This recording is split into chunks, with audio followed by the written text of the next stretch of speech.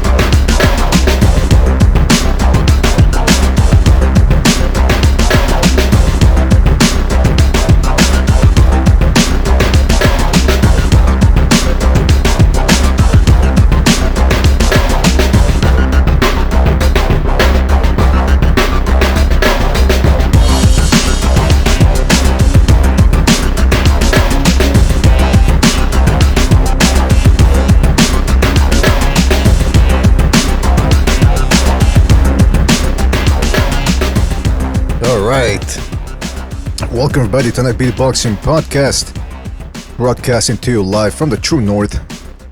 This is your friend Mr. BDA, and alongside with me as always my co-host, the one, the only King, Ucho. King, are you there?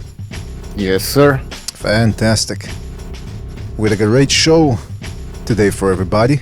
Quick, nice little short show, concise, precise, and it's gonna be fantastic. We're gonna cover 3 main topics, maybe a little bit more, you never know. You never know what's going to happen in this show. Shout out to everybody in the chat room. Also, don't forget, before we start playing around here, let's get down to business. Don't forget to check us out on Twitter. Don't forget to check us out and download the episodes on Twitter and iTunes. iTunes and Spreaker. Give us a favorable rating there. Don't forget to donate via the Super Chat, PayPal, or our Patreon page, so that we can continue the struggle. Isn't that right, Bucho?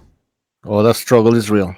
The struggle is real, but we're gonna keep on keeping on, brothers and sisters. That's what we're gonna do. So shout out to everybody. Who's in the chat room right now? Well, we've got, let me go see, we got Box88, the Fight Scout, Bay Area, California. Shout out to all of them. The Shepherd of Sons, Official Scorecard Boxing, Box. Stu's in the house as well.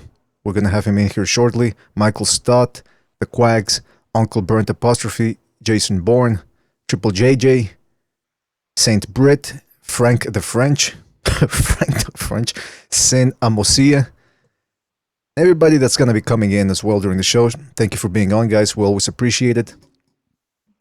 Uncle Burnt Apostrophe says, 2 Mexicans in the true north. Well, people always end up in crazy places, let me tell you. Also, what I wanted to say was, apparently, Paulie Malignaggi, Paulie's a crazy fuck, man. Did you see that, Bucho? What people are talking about? He spat on the guy's finger or something? He spat on the guy's face. He tried to hit him over the head with a microphone. In the first confrontation, he spat on the guy's face, right? No, he slapped him. Oh, well, you mean he slapped him. Yeah, you're right. All right. Well, initially, they were in a gymnasium, as I like to call it. And he slapped the guy in the face. All right. Then they had a press conference, and he spat on the guy like an animal. And then he tried to hit him over the head with a microphone. Now, granted, this other fella, Lobdev, whatever the hell his name is, some piece of trash from Eastern Europe. I mean, I don't know the guy, but that's what he looks like to me. But anyway, he's always revving Paulie Malignaggi up, which either means 2 things. 1, he can't keep his mouth shut, or 2, this is all fake and it's for the promotion.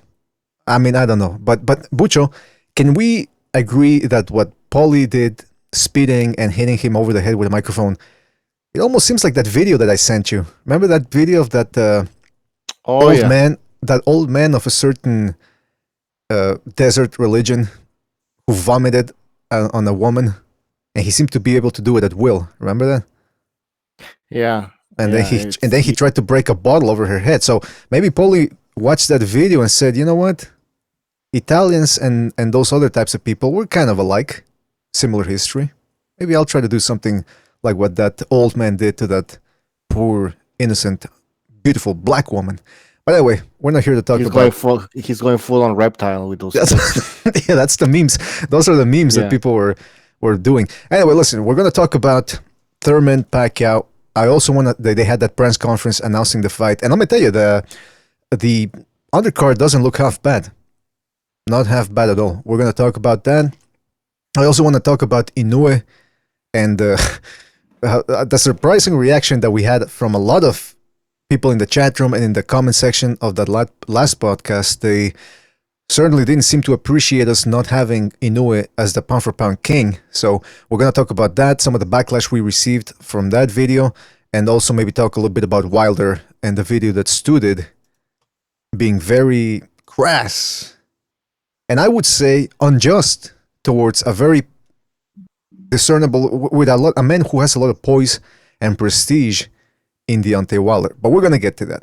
All right, so Bucho, let's start sending out some invitations right away. How about that? All right. Oh, Stu's already in the house. Hold on a second. Let me introduce him. I wasn't bad, though. I told you what's going to happen to Price. I told you he's going to be sleeping. I told you the ambulance is going to come. The oxygen mask is going to come out. I told you he's going to miss the main event. I told you all them things were going to happen. What's happening, boys? Stu, good to have you on board. Always a pleasure having you here. Yeah, good to be here. Fantastic. Fantastic. Now, let me ask you this. Before we get to the real nitty-gritty stuff, did you see that Paulo Malignaggi versus that Russian guy, the confrontation they had? Yeah, I did. Yeah, I did. You got about the spitting incident and the microphone incident. Yeah. Yeah, I saw it. I mean, who does Paulie think he is these days? I mean, he comes out in that ridiculous suit and he's talking like he's going to put someone in a coma. I mean, I don't know what Paulie's intending to do. He must have an iron bar sneaked in his shorts, because his hands are definitely not going to do it, that's for sure. Mr. Candy Floss hands is not going to put anyone in a coma. And it's amazing that this thing's pay-per-view. I mean, there's a retard somewhere out there that's going to pay for this, and it certainly won't be me. But I will find a stream and I'll watch it. And to be honest with you, as much as I like Paulie as a boxing commentator, I actually want to see him get his ass whooped, because he is acting a bit of a dickhead recently, you know, and spitting is the lowest of the low, isn't it? Mm-hmm. You don't get no worse than spitting. So yeah, I mean, Paulie's left a bad taste, and he's been like this for a while. It's just something to do with Conor and that camp. I mean, they're in his head, you know. Conor's living in Paulie's head rent free, man, and I think Paulie's gone off the rails since that sparring session, and we've seen a real terrible side to the guy. But yeah, I'm looking forward to it. Well, you know what? You mentioned that Paulie says he's going to put him to sleep, but people in the internet are saying that the only way he's going to put him to sleep is if he makes him watch his fights. That's the only way Paulie ever put somebody to sleep, man. Number two, I don't know what. Yeah, I think that my theory is McGregor and Paulie are lovers, or they were lovers. They made love one night, or maybe several nights. I'm not sure exactly. I'm still trying to work the timeline out. And I think Paulie must have walked in on Conor and the Russian guy getting it on, and he's been upset ever since. Yeah, it must have been. Because this type of reaction, it seems very, very bizarre, man. Oh, I just don't expect it from Paulie. He's got really corny. It's like he's been reading the Deontay Wilder manual, how to be a piece of shit, and he's starting to master the art. And you know, I mean, he walks in like he's he's Tommy Hearns, doesn't he? And this guy, you know, he's not nobody out in his career. So But I think with because he was talking about his knuckles being razor blades. I mean, they're going to have to be razor blades for him to win this fight, man. He's always been a talker. Remember all the talking he did against Cotto, more or less, against Amir Khan. He's always been a talker. Paulie needs to do like Rambo 3, or put those like pieces of glass and shit in his reps, man. Yeah, like kickboxer, isn't it? When they wrap their hands, put that glue on it, and then put their hands in glass. That's what Paulie has to do. Because what's up, gentlemen? But I've never liked Paulie Malignaggi. From the first day I see him make his debut, he came out with these fucking ridiculous plaits in his hair, looking with these ridiculous shorts, looking like a feather duster. And he actually, when I saw him throw a punch, I could see where the feather duster look was coming from. I mean, I've just never liked the guy as a fighter, but he's definitely a talented guy. He's definitely skilled. But He's really got that American. He's got that slick American defensive style, but just doesn't punch. Okay, first of all, very boring. First of all, you used the S word again. Oh yes, I forgot. Sorry, man. Sorry. But it's true. Fucking Malignaggi is starting to sound. He's trying too hard to sound like a gangster. I mean, I don't know if people heard also the press conference. I'll give you a little clip of him trying to sound gangster here. Hey, don't get me upset now. I'll make a big fucking thing out of it. I mean, this guy's out of his fucking mind, man. He needs to get a grip. I know he's trying to sell. I know he's trying to sell the fight, but come on, man. And by the way, hold on. Before we continue, we got an incoming donation from Apology Man. I'm waiting for the. Hold on a second. Waiting for the notice here, the alert. It's coming. I think it's coming, right, Bucho? Oh, I think it's coming, man.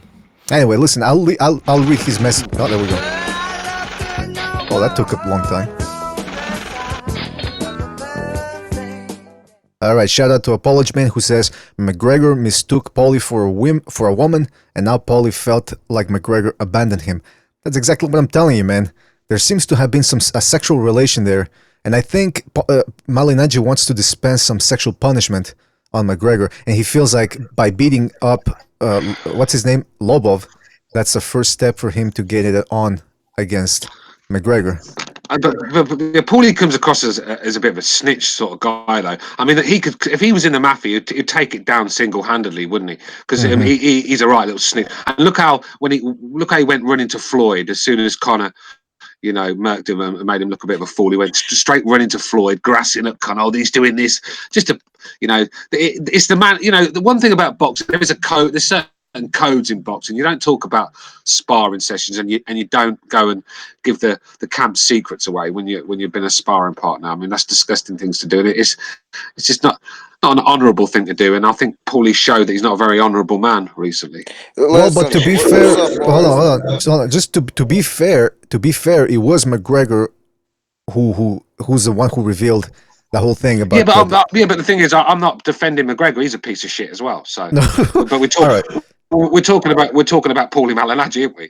I mean, if we want to talk about Conor, we can talk about him as well. He's a fucking wanker as well. So, I just thought Paulie, a man that's works for Showtime, he's a very respected analyst. And I tell you what, I've learnt a lot of Paulie. Paulie sees things in boxing a lot of people don't see. He's very good at his job, but let's not pretend he's not a piece of shit right now. All right, now before we continue, let me just introduce Cameron and Johnny Book who just came in. Fuck, mate, it's life, man. You only live once. Make the most of life. Enjoy it. Because everybody's got their weird fetishes, man. And mine just happens to be eating fucking ass. All right, gentlemen, thank you for being here. Always appreciate having you on. Yeah, what's going on? What's up? All right, Johnny Boy, you want to say something? Yeah, I want to talk. Hey, real quickly, Bucho, I'll message you tomorrow about that shit I was talking to you about in the Hangouts, bro. All right? Yeah, no problem. All right, they're talking buddy. Business. But nah, bro.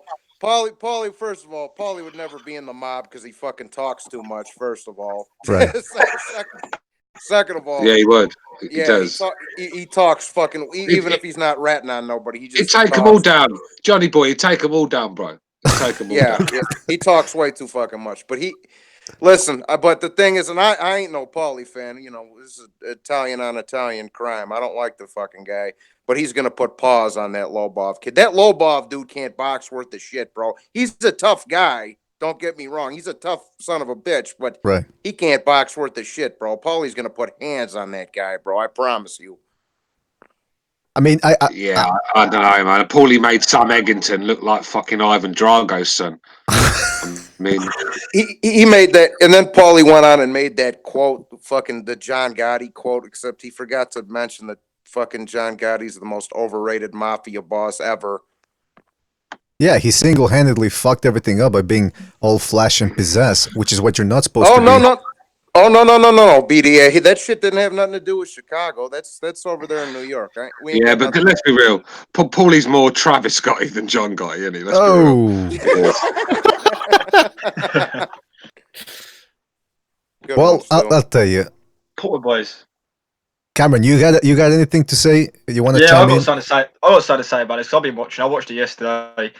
It's a fucking shambles, this whole thing, because you're Paulie Malignaggi, who, you know, let's be real, he got beat up by Sam Eggington, who's nothing really but a bum. And now he's gone to bare knuckle boxing. He's finding Artem Lobov, who's a bum in MMA. He's called the Russian Hammer, but he's never done anything in MMA. He's got a losing record, and he's only relevant because he's used as McGregor's fucking punch bag in sparring. So now you've got Lobov, because he's put with McGregor in his fucking training camp, they're building this fight off the facts that Malignaggi spun McGregor. And that's all they talk about. Stu's right. Malignaggi's talking about some sort of fucking Gennady Golovkin punch on his press conference. saying he's going to do this and do that. When Malignaggi, I actually want to see Malignaggi get ironed out because I can't stand this guy. Literally do. the Italian Inui. That's who he thinks he is. Hey, what about people who are saying that, you know, we got to support the boxer here? So What is that about? I mean, I don't know. Yeah, James Butler was a boxer as well. Let's support him as well. Yeah, it's true, eh? Motherfuckers going around chopping people up and we're supposed to support him? Come on, man. That's not right. Yeah, BDA, like I say, bro. Yeah, go ahead. Like I say, I can't stand Paulie. I don't like neither one of them. So I just hope somebody gets their ass kicked, but it's gonna be Lobov, bro. That dude can't box worth a shit, dog. I'm telling you. But hold on. Okay, so but this is bare knuckle boxing, right? Uh-huh. Okay. Well, then yeah, if it's just straight up boxing with or without gloves, I agree with you. Malignaggi is probably gonna school this guy.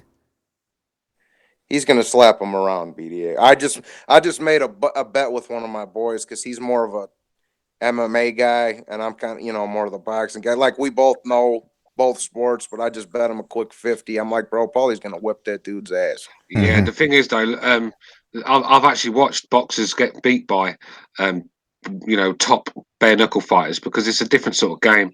I mean, a lot of these bare knuckle fighters, they just took up behind the guard.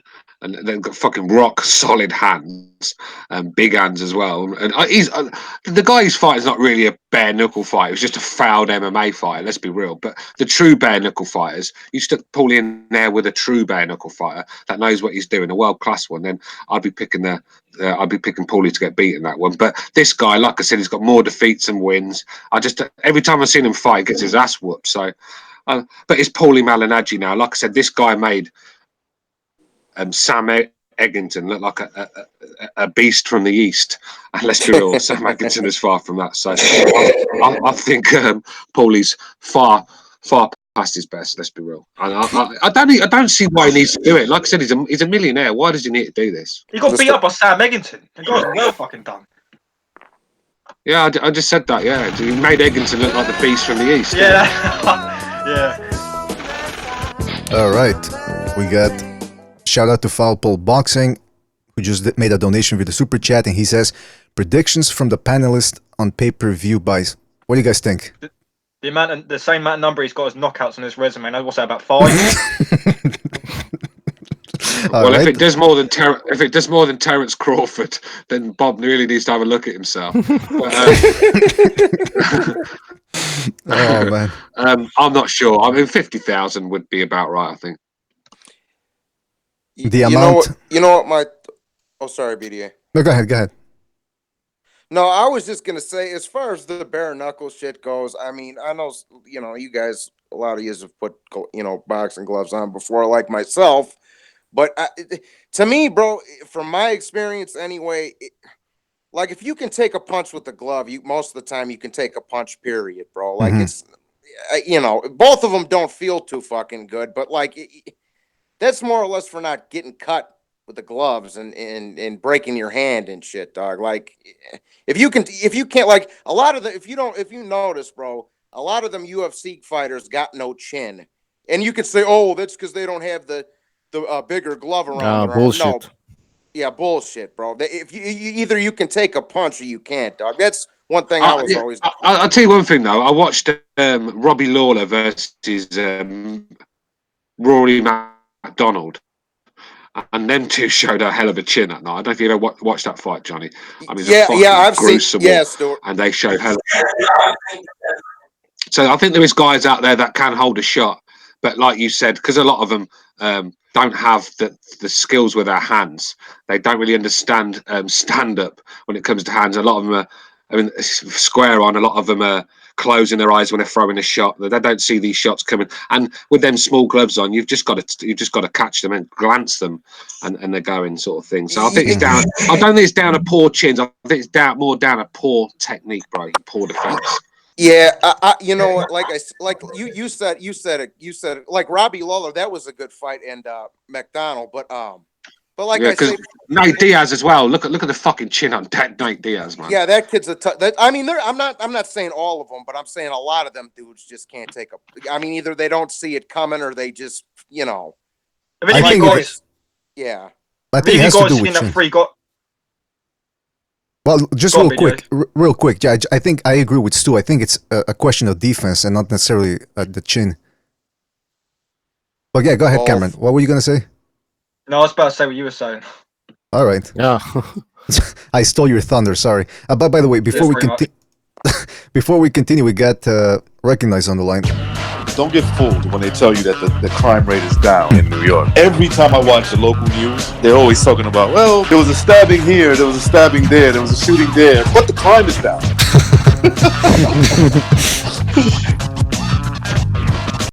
All right, Recognize, are you there? What's up, people? Hello. What up, dog? And by the way, Recognize, we're going to talk about... today we've got three main topics. We're going to talk about Thurman Pacquiao. We're going to talk about the Inoue backlash that we received after the last podcast. And we also want to talk about a little bit about Wilder Joshua, which we didn't really seem to get to. But your boy 100% X made a new video. And I'm just gonna play a little clip of what he had to say. He gives me permission. He gives me permission, by the way, to play his clips because he seems to like me. So, all right. Yeah, so let's see what he had to say here. Y'all haven't had enough? He'll give you some more. I'm telling you. I saw AJ pissing in his pants. I had a vision in my head. He says he can see AJ pissing his pants. All right. After the Wilder knockout. Like a vision in my head. Big guy. Because he's a pervert. I can see him right now shaking in his little G-string. G-string. I like how he laughs at his own jokes. It's like he cracks. It was a very perverted laugh as well. Yeah, he's cracking himself up. It's an evil little, you know, deceitful laugh. That's all it is. Yeah, and then he goes on to say, hold on a second. That fucking stripper. That's what he looked like. Ain't no way a stripper beating my. He's calling him a stripper. A male stripper.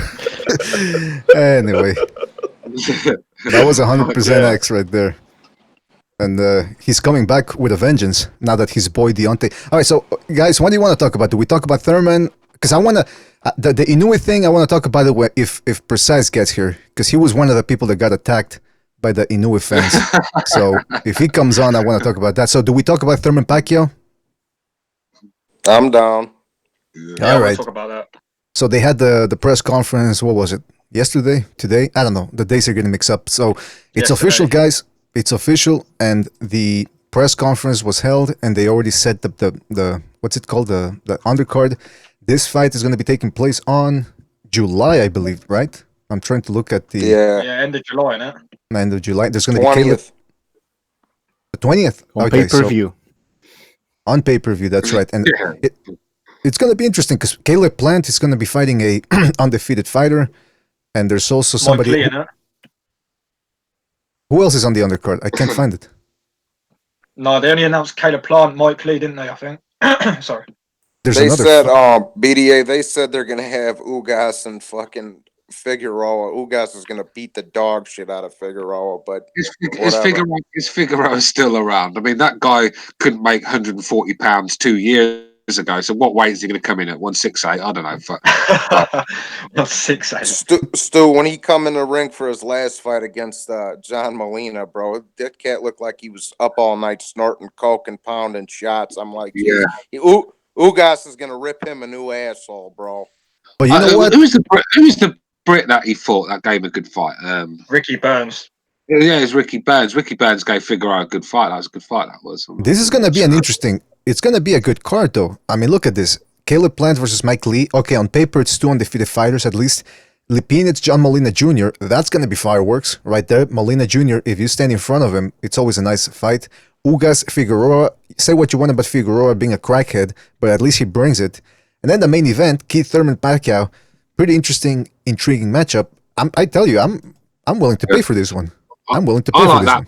I like that Mike Lee, Caleb Plant. That's the fight I'm looking forward to the most on the card, I think. Really? What does everybody else think? Yeah, because obviously Pacquiao and Thurman speaks for itself, but I don't think Pacquiao and Thurman is going to be a great fight because I think Thurman is going to be on the run. Well, but it should be intriguing. I agree with Stu on that. I actually like this fight. The Plant Lee fight. I think that's a good co-main. That's a good fight at one. I think Plant. I never rated Plant until he won the title. I was high on his category before that fight, so yeah, I'm looking forward to seeing what Plant does. I think it's going to tell us where Plant is because I've always thought Pategi was a bit overrated. Tough Mexican, but very, very flawed and there for the beating against a good skilled boxer puncher sort of thing. So I think this is where we're going to find out where Caleb Plant is. But I like him. I think he's technically quite good. You know, he's been in that Mayweather gym a while, and apparently he holds his own in that gym. There's no one there that fucking beats him up there. So that's interesting. We'll see. And by the way, in the chat room, Bay Area, California says, "I hate eggplant." You don't have to refer to Italians that way, all right? We don't appreciate that. Yeah, whoa, bro. That's my grandmother's favorite dish. You don't talk about eggplants. There you go. If you cook it right, it's one of the best dishes. So stop it. Yeah, it's fire.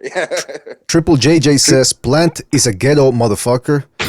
So, yeah, I tell you, people are very. Yeah. There's something. Yeah, there's something real ghetto about that. He's a ghetto ass white boy, bro. Yeah, he's got a bit of a machine gun Kelly to him. His mother got killed by the cops, I believe. I mean, that's crazy. Like, what the fuck was going on there? Yeah. That wasn't that long ago, was it? Apparently, though, he's a tough old boy on the streets. I reckon you don't mess about with him. Yeah, he beat up some kid on video, some big dude too. Yeah, but you know what's funny about that? And it kind of reminds me of Paulie now fighting a bare knuckle fight. I just wanted to give my 2 cents. If you go look at his street fight, he kind of like breaks his hand. The reason why is because he's punching like he's a boxer. It's just natural. When you're in a street fight. When you bare knuckles, you got to throw your punches different. Mm-hmm. Where's that cat from? The South or something?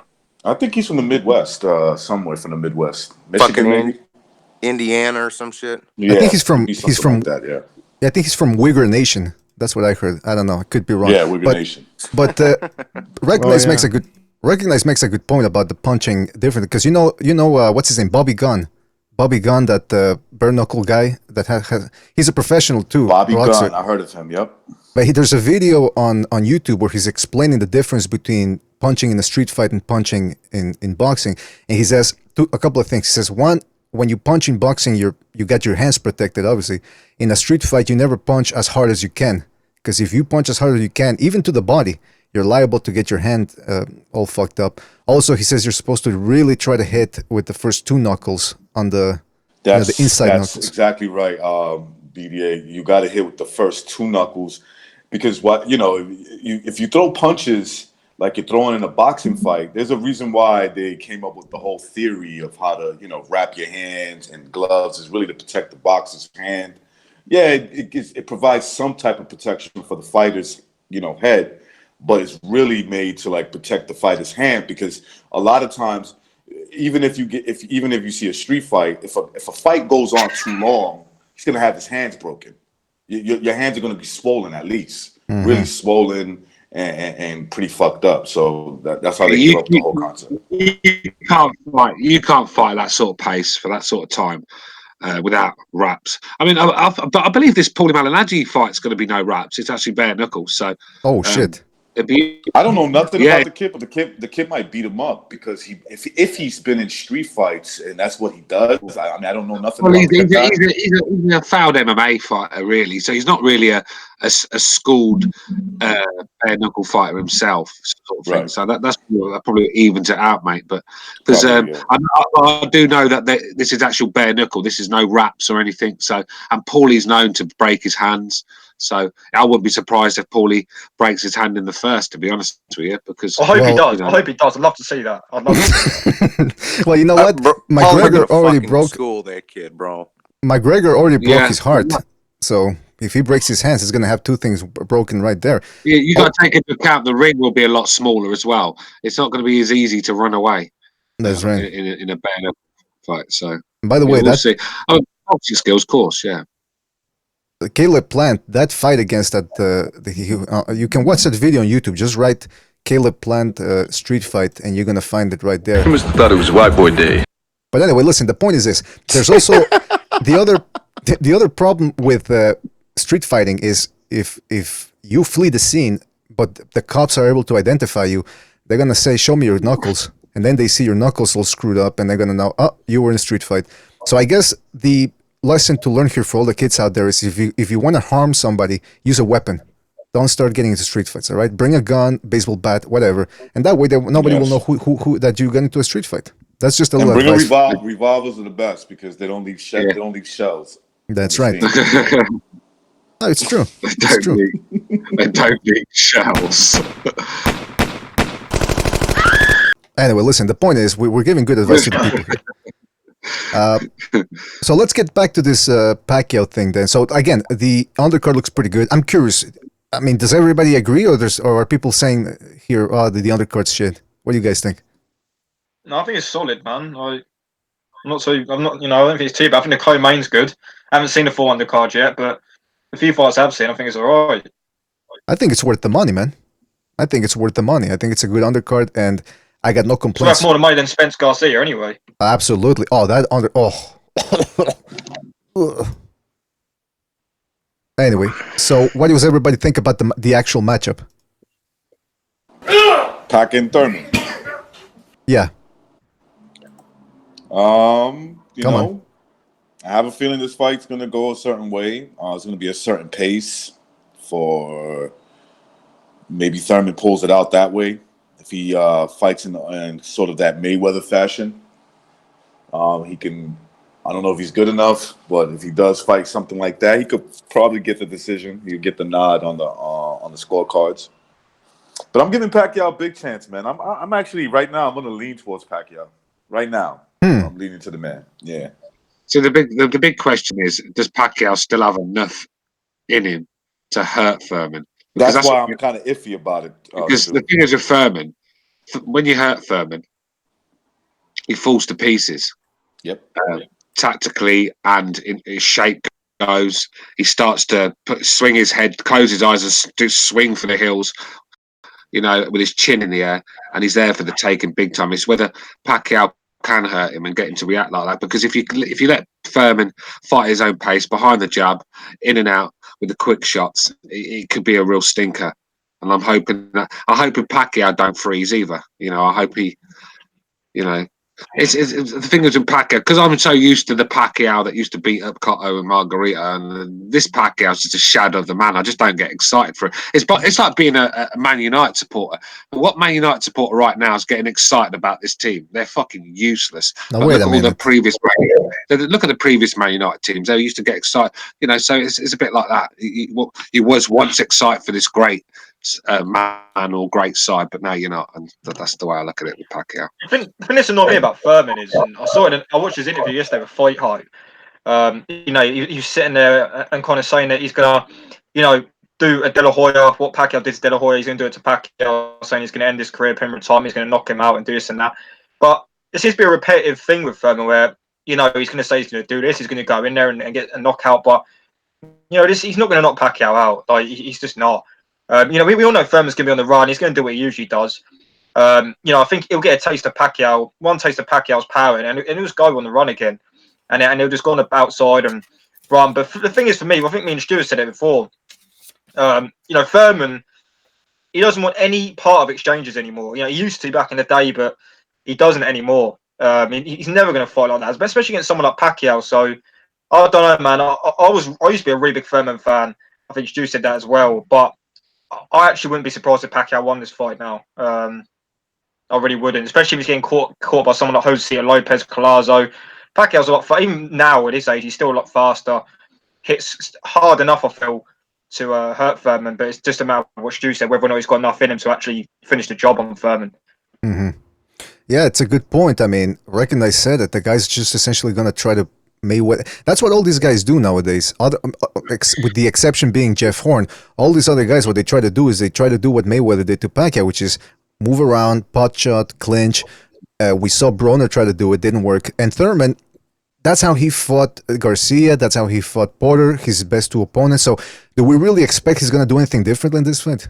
No, he's not. He's not going to do anything, is he? Like, does anybody here really expect Thurman to exchange with Pacquiao? Not really. I mean, Spence already won Pacquiao in the sense that, look, bro, they're gonna this fight is for Thurman to win. You have to take it from him.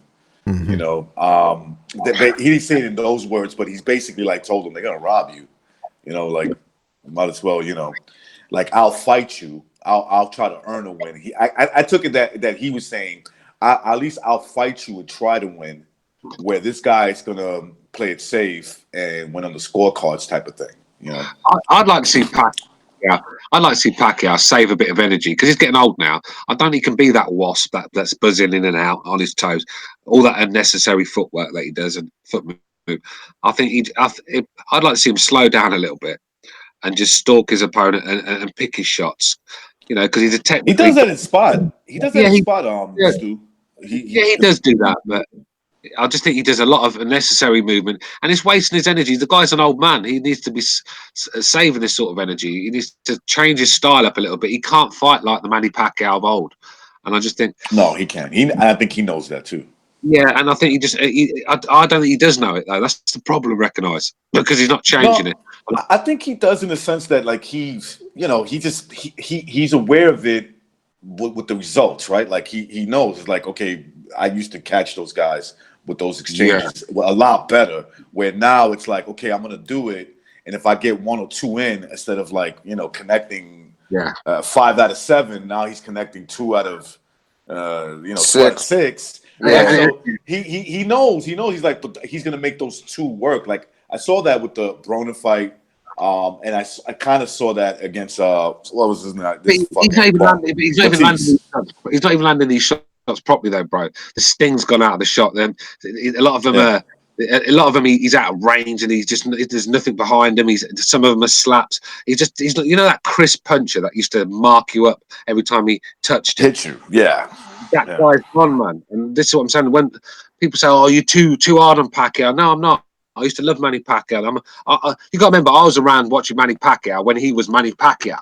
You know what I mean? So the shadow of the man. It's like saying you as a fan of you appreciate Muhammad Ali when he fought fucking Larry Holmes. Right, that wasn't the same guy. Yeah. Bro, it's like this. It's like this, bro. It's like saying Roberto Duran was in his prime when he fought Iran Barr. Yeah. No, it's like you can't. At the end of the day, these fighters' age, they're human beings' age. We can't keep living off the past with these guys. Like I said with the Muhammad Ali thing. Oh, it's Muhammad Ali. He could beat Larry Holmes. No, he can't. He can barely speak. He's got Parkinson's disease, for fuck's sake. He's, the man shouldn't be in a boxing ring. You just have to. I'm not saying Pacquiao's Muhammad Ali, by the way. He's just far from that. But he's just the shadow of the man he used to be, and I just don't like to see it. To be honest with you, I think he's fighting for money now. And once you fight for money, then you'll never be the same fighter. Here's the thing. Yeah, before we continue, we gotta introduce Apology Man, who just came in. Speak of the devil, and it shall appear. She just wanted the drama and you two to fight over her. That's what women do. Your punishment must be more severe. All of you. Bitches are stupid, I treat them like shit. That's how you get one to eat a dick. Never be sweet to a bitch. Alright, Apology, are you there? Yes, hello. Fantastic. Great conversation you guys are having. Good to have you on board. Listen, let's just get to Johnny Boy was going to say something, and then we'll get to Apology. Go ahead, Johnny Boy. You want to say something? No, I was just gonna say, bro, because I got a lot of Filipino dudes fucking commenting on my shit when I make a video about Pacquiao and that, and they, I look, bro, and they're like, I'm like, bro, listen, Pacquiao's not in his prime anymore. He's 40, bro, and they're like, oh, you just don't get it. He's not like a regular 40-year-old. I'm like, bro, nobody is in their prime at 40. Nobody. None of the great fighters are in their prime at 40. Nobody. Okay. Now here's the thing: if I mean, because now it's a toss up in my opinion. You know, like I say, bro, younger Pacquiao smokes all these welterweights, but now it's a good fight. But if he has anything left, he can take care of the job. But I don't want to hear him against Crawford or Spencer, none of that shit. If he can't beat Thurman, come on now. That's a good point. It's also a bit of a mirage though, because we don't know what Thurman has left himself. After coming back. Well, and I was just going to say that too, BDA. But that's the interesting part about it to me, because Pacquiao's older. He's not what he used to be. But Thurman's had one fight in 2.5 years, dog, and he looked like shit in that fight. So I think if they both come in, you know, properly prepared and all that shit, I think it's probably going to be a good fight, to be honest with you. But it's not for money, bro. He's not fighting for money, dog. He's got cake. The thing he's just been fighting since he was a child, bro. Once you're doing something since you're a kid, bro, it's hard to let that shit go. Yeah. It ain't for money. All right, now before we continue, also Jimmy just dropped in. I had a bad trip at a wedding in Maine, and it was a stormy night, right? I'm on LSD. Oh, I was fucking freaking out. It was horrible. I'll never take it again. What's going on, guys? Hey, Cameron, what's up, buddy? Hey, I see you got a woman on your Avi there, bro. Shit must be for real, huh? Oh yeah, she's photoshopped. He photoshopped himself. He took that from a magazine, apparently. So, photoshopped. But hey, listen, you would think that, Johnny. I heard what you were saying about Pacquiao, about the money. From what I was told and read and stuff, he's had money issues as early as just the last few years. He's had tax problems in Philippines, and obviously owed, what was it, $22 million in back taxes here. That was the reason why he left Arum, because Arum straight up said, "Nah, I'm not paying it. It's not happening."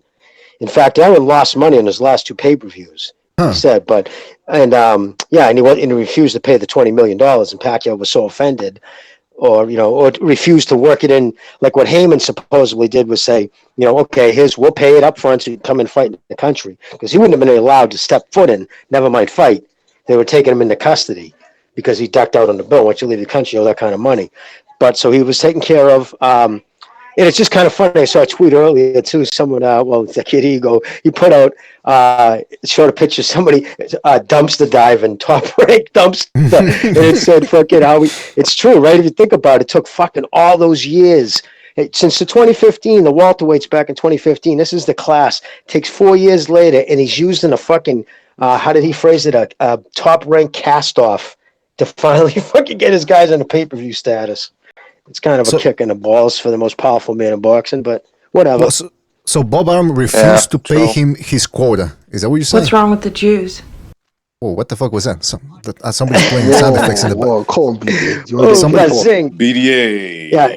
Well, it was going to compound too. Yeah, $22 million he owed in back taxes. And what it is too, I guess he has like an entourage of like 120 people. He takes care of like extended family. He's got like bodyguards and chauffeurs and all these. I mean, that money, when you know what I'm saying? Money's money, whether you get a ton of it or little. If you act stupid, it can go quick. Yeah, that's true too, Jimmy. I mean, look at Mike Tyson. That motherfucker made $365 million by 1995. And he was broke, filing bankruptcy in 2001. Oh, what the hell happened? Everybody dropped off. This call ended because of a server error. What the heck? Alright, let me see what's going on here. All right. So sorry about that. We're having some technical issues. I guess it was because Jimmy was saying about Bob Arum. It would appear that we have had some issues here. Are we still on the air, by the way? Yeah, yeah, we're still on the air. Official Scorecard Boxing says time for Skype. Yeah, I think it's about time for Skype. Hold on a second. I'm trying to reestablish another hangout here, so it's gonna take a little bit of a while. But that's interesting that they didn't want to pay. It all came down for money too. Again, as always, because Manny has a quota that he has to fulfill, or that his promoters rather have to fulfill. He is still one of the biggest stars in boxing right now, so it doesn't surprise me that there's this shenanigans going on regarding that money. All right, so I'm trying to create another hangout here. Bucho, I need you to come in here. Hold on a second. Give me a second, guys, and I'll reestablish another what's it called? Another hangout, so I can get everybody back. Hold on a second. Meanwhile, enjoy the soundtrack. No, wait a minute. What soundtrack can I put here? Whatever. Hold on a second. I'll be right back.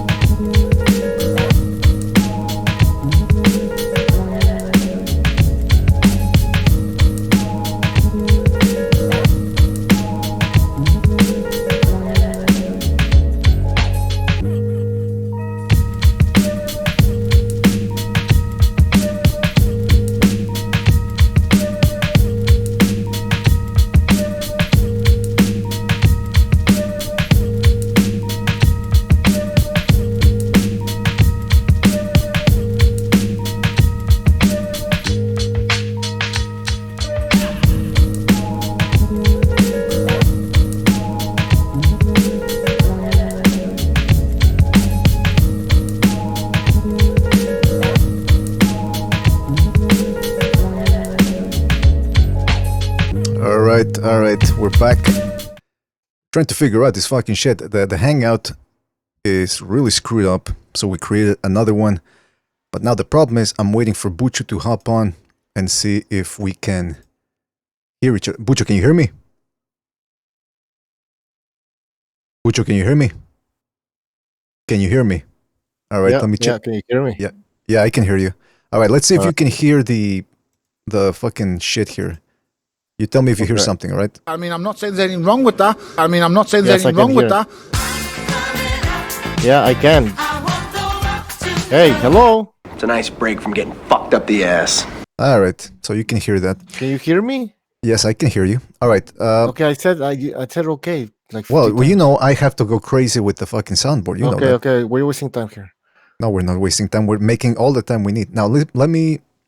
The problem is, though, Bucho, this whole thing, this fucking hangout, I need to put it up on the screen. Otherwise, people can't see it. So let me just do that right now. And what were we talking about? All right, you know what? Send the links and send the links to everybody, and I'll make some time here while I get the hangout set up as well. We were talking about, because that's the thing, the hangout shut down, and the guys were still in the hangout, but they didn't know that we weren't on the air anymore. So Bucho had to tell them, shut your goddamn mouths, save everything you're saying for the show, and then we'll see what's happening. But the problem is I can't even find the hangout here. I'm still looking for... Oh, there we go. All right, so yeah, so they should be coming back at some point.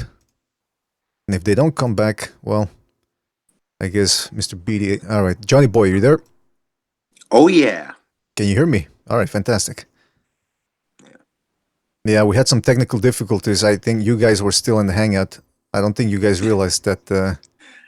I was the one who pointed it out, BDA. I'm like, what the fuck happened to BDA and Bucho? And then they're like, oh.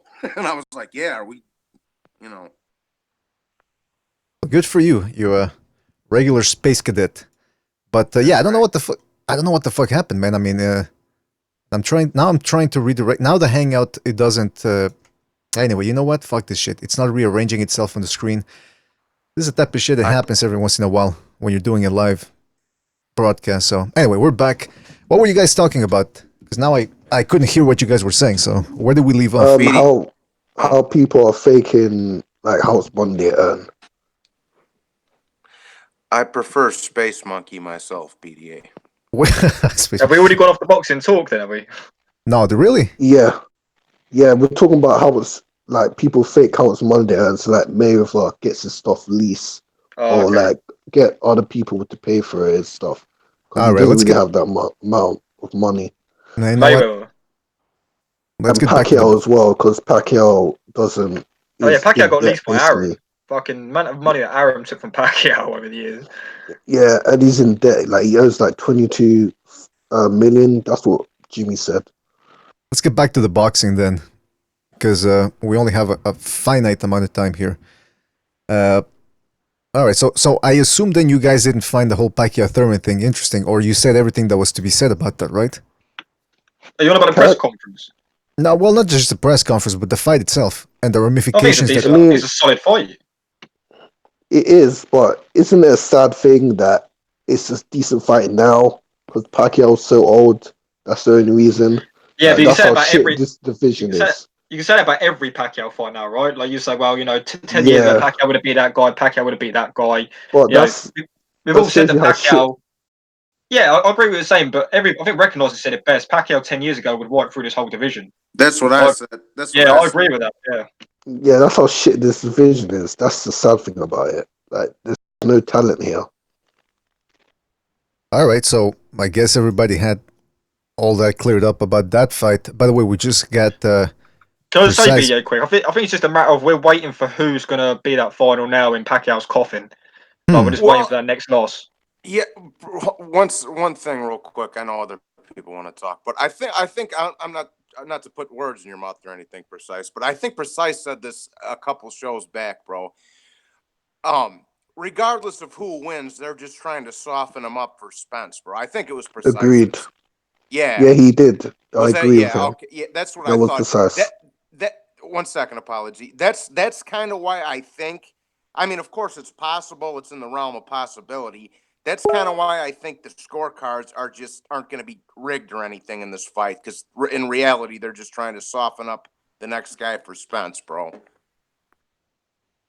That's why I'm curious about the why they threw Pacquiao in there against Thurman and not against Spence, who arguably is the guy with the higher profile right now. So it would make sense that they wanna bury Pacquiao and build Thurman off of his name, or maybe they think this is the best fight to make. I don't know. I just want to say, I'm just watching Precise's video. I don't know where he is, man, but good looking mountains in the background. Get the back already, Precise. Hey, Cameron. Yeah. You've been with that chick a while now. It must be a record for you, son, isn't it? Yeah, since January. Yeah, January, man. Yeah, fucking hell. Fair play to me. Fair play. She's beautiful, man. Where's right, can we get back to boxing outside your house? Yeah, let's not get into the ass eating. Outside your house. Let's not get into the ass eating I haven't been on portion. a show for a while, but we actually had a pregnancy scare about 3 weeks ago. Oh God. Yeah, well, back to boxing. I agree with what I think Precise said it. I think he said. I don't want to make. Correct me if I'm wrong, Precise, but I think you said that they made this fight to kind of soften up the next opponent for Spence. You might have said something like that. I'm not too sure on one of the shows I was on, but yeah, and also to hype that fight, whoever it is, it's going to be that much bigger. But yeah, definitely. I think Spence is the favored one. Keith is kind of falling off. We don't know how much longer he got left. Pacquiao's on his way out, so Spence is the future. He certainly is. And isn't he the youngest? I don't know. He's already like 29 or something, I think. Yeah, how old is Thurman? Like 32, 30? He's 30. Like that, yeah. He's 30. Okay. Physically, he's probably about 35 now. I mean, he's had some injuries, right? Well, let's not jump to conclusions. He does have that Himalayan salt that he's been eating, and he's a hippie and all that, smoking weed, so anti-inflammatories. So maybe he might not be as old as you guys think. That's just my opinion. I could be wrong. Yeah, you're right. He's just a pussy. Oh, now wait a minute. No, it's true.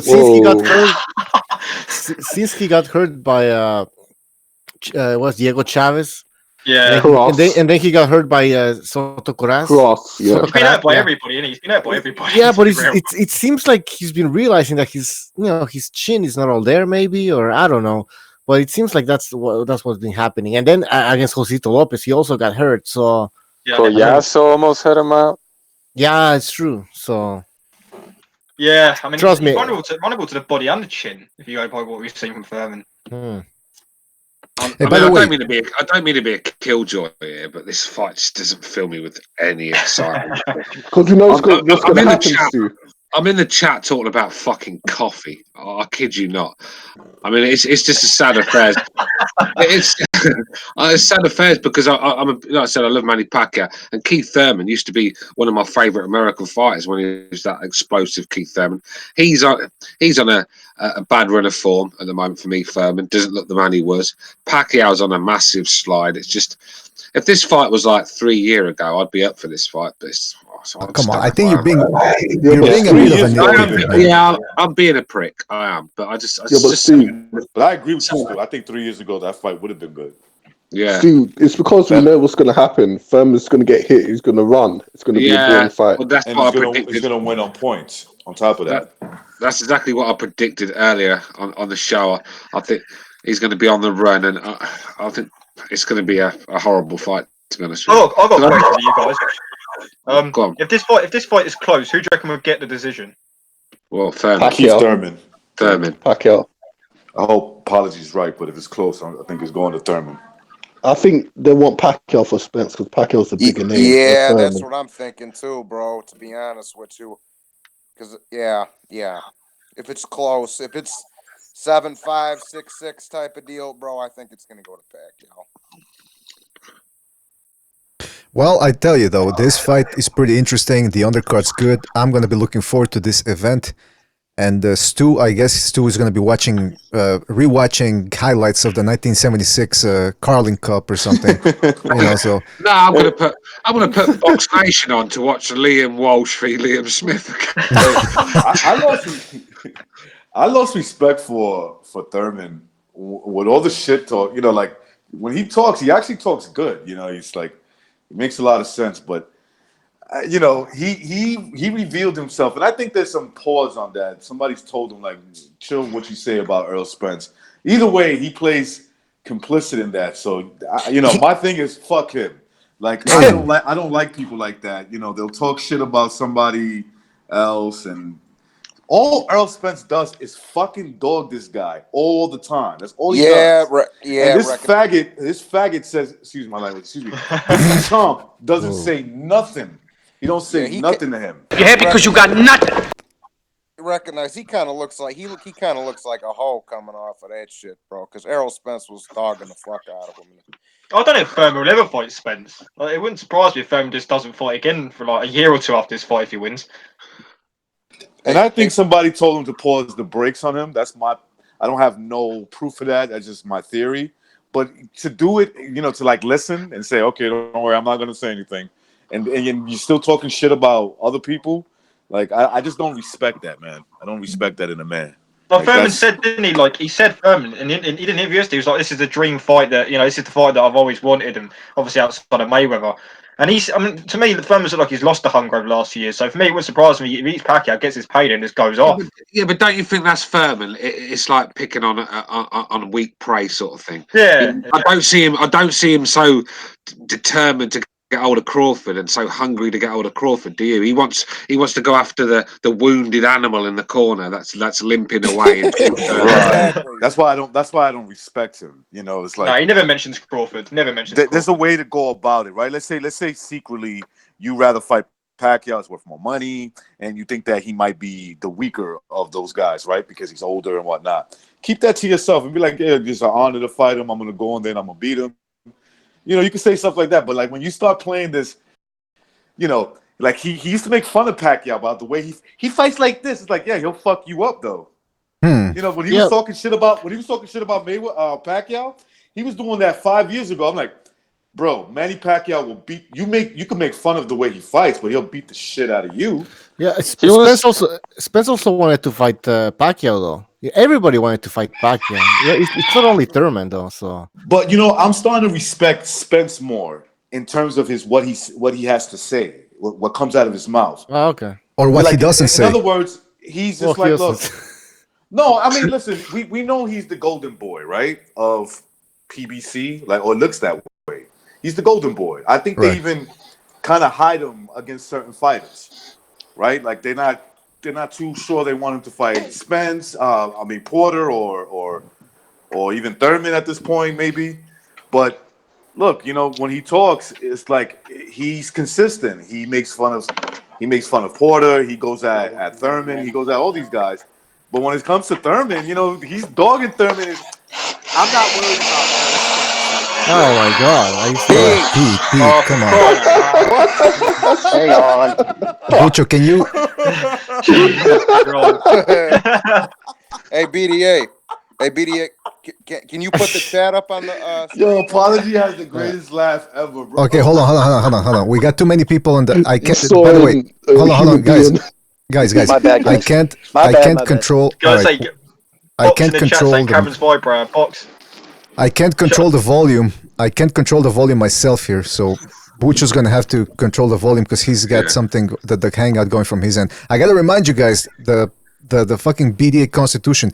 If you're gonna be in a noisy environment, either mute your mic or just don't come in, man. Because I mean, it's we were 10 people in here I today. think it's official BDA. Pete is Leatherface, isn't he? The Texas Chainsaw.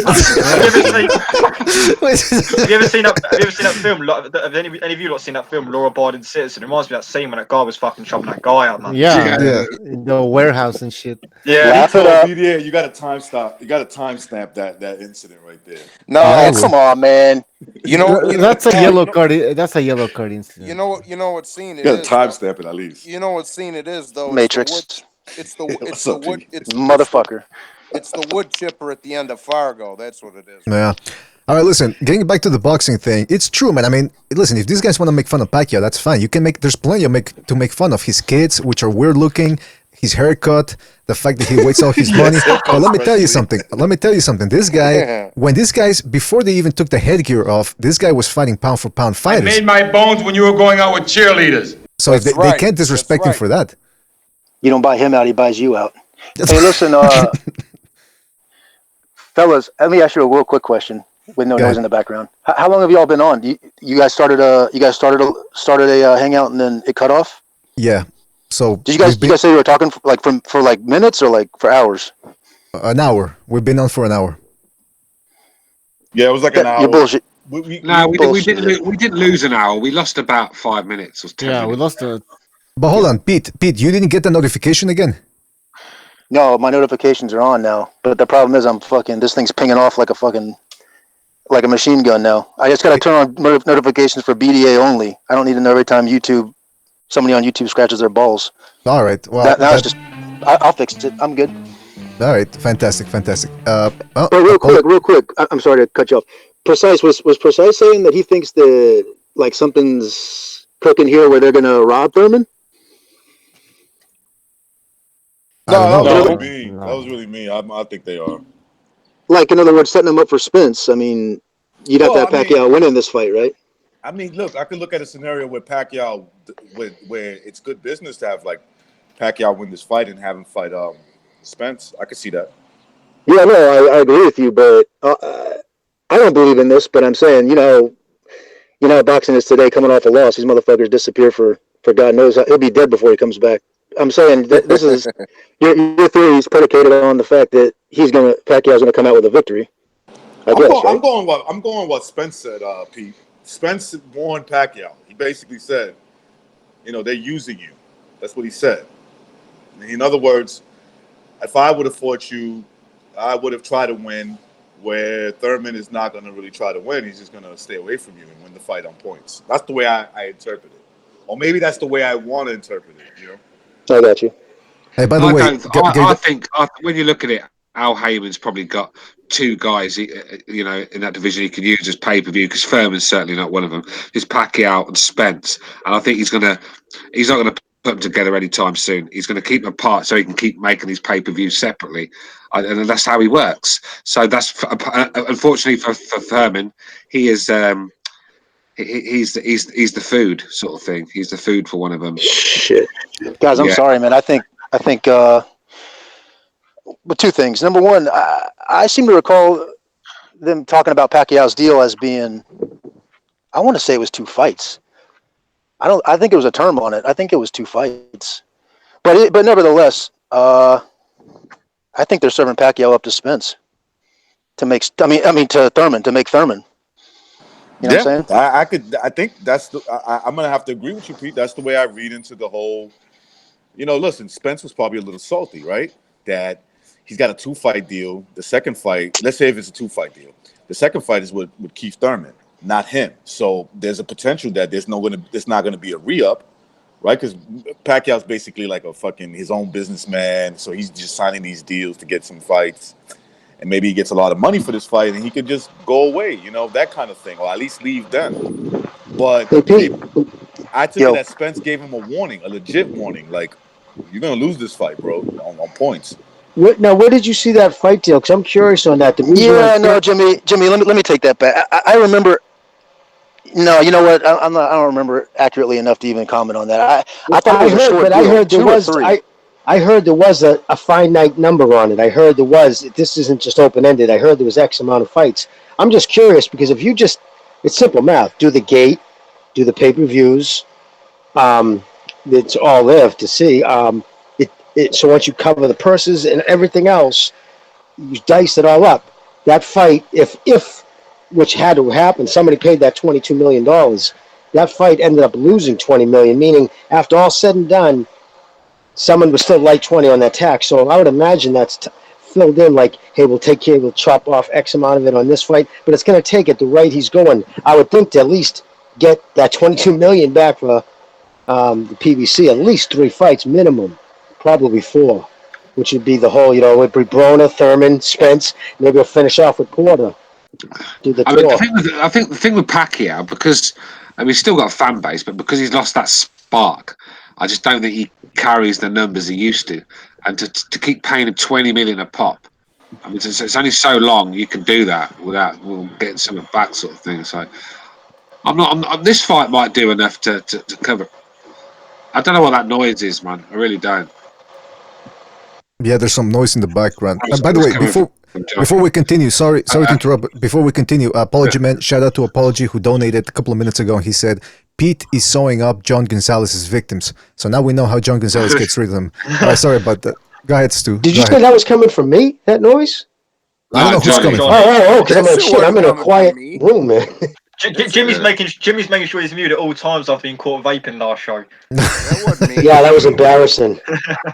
I thought you say embarrassing. I thought that was one of the greatest moments. Yeah, it wasn't embarrassing, man. I was laughing my head off listening to it. That shit wasn't me, goddammit. I don't know. Oh, I thought it was. I thought it went because when you muted your mic, it went. So I believe that was X trying to interfere with with the. How was it?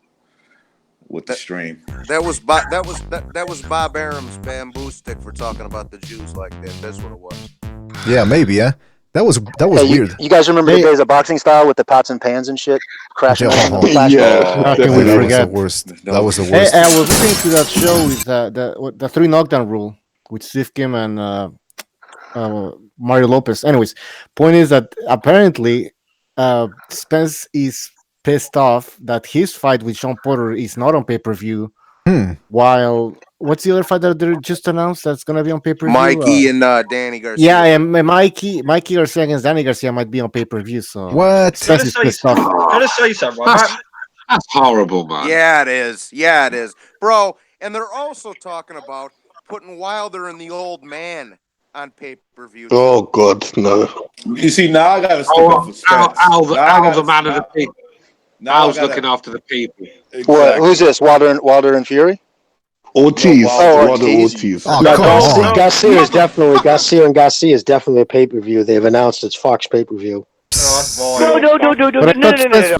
But hold on, but I thought Spence was a fucking superstar, and he made 400,000 pay-per-views against Mikey Garcia. Now, we all know that was Mikey. Now all of a sudden, Mikey Garcia is on pay-per-view after losing, and Spence is not on pay-per-view. Who's Spence fighting then? Sean Porter? Yeah. I didn't even know that. When did that fight? Hang on a minute, Cameron. When did that fight get made? It's like a few weeks ago. It's not official yet. No, not official. Not official. Right, Yo, check this out, bro.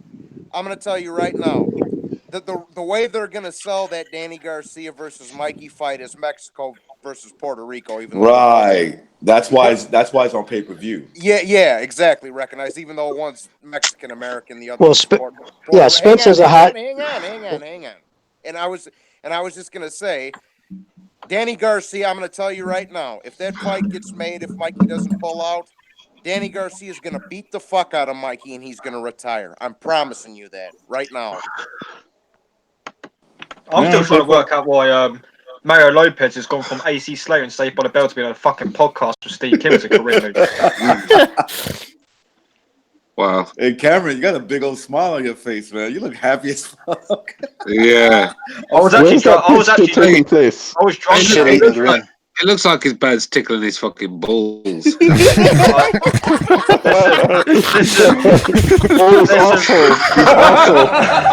know what? I want Stu to get banned from this podcast because anybody. Nah, Joe, I was actually drunk. I love it. I was drunk. Yeah, Stu, get a few. Cameron, I don't like to see you with a broken heart, and I've had to see you go through this quite a bit now. Oh, so now can I give you some advice? Get some vodkas in me, and I will smile like that. Cameron, can I give you some advice? If you want Stu kicked off, just mention Triple G. Yeah. Put Canelo in there just to top it off. No, I just want to talk some boxing, all right? All right. What the hell's going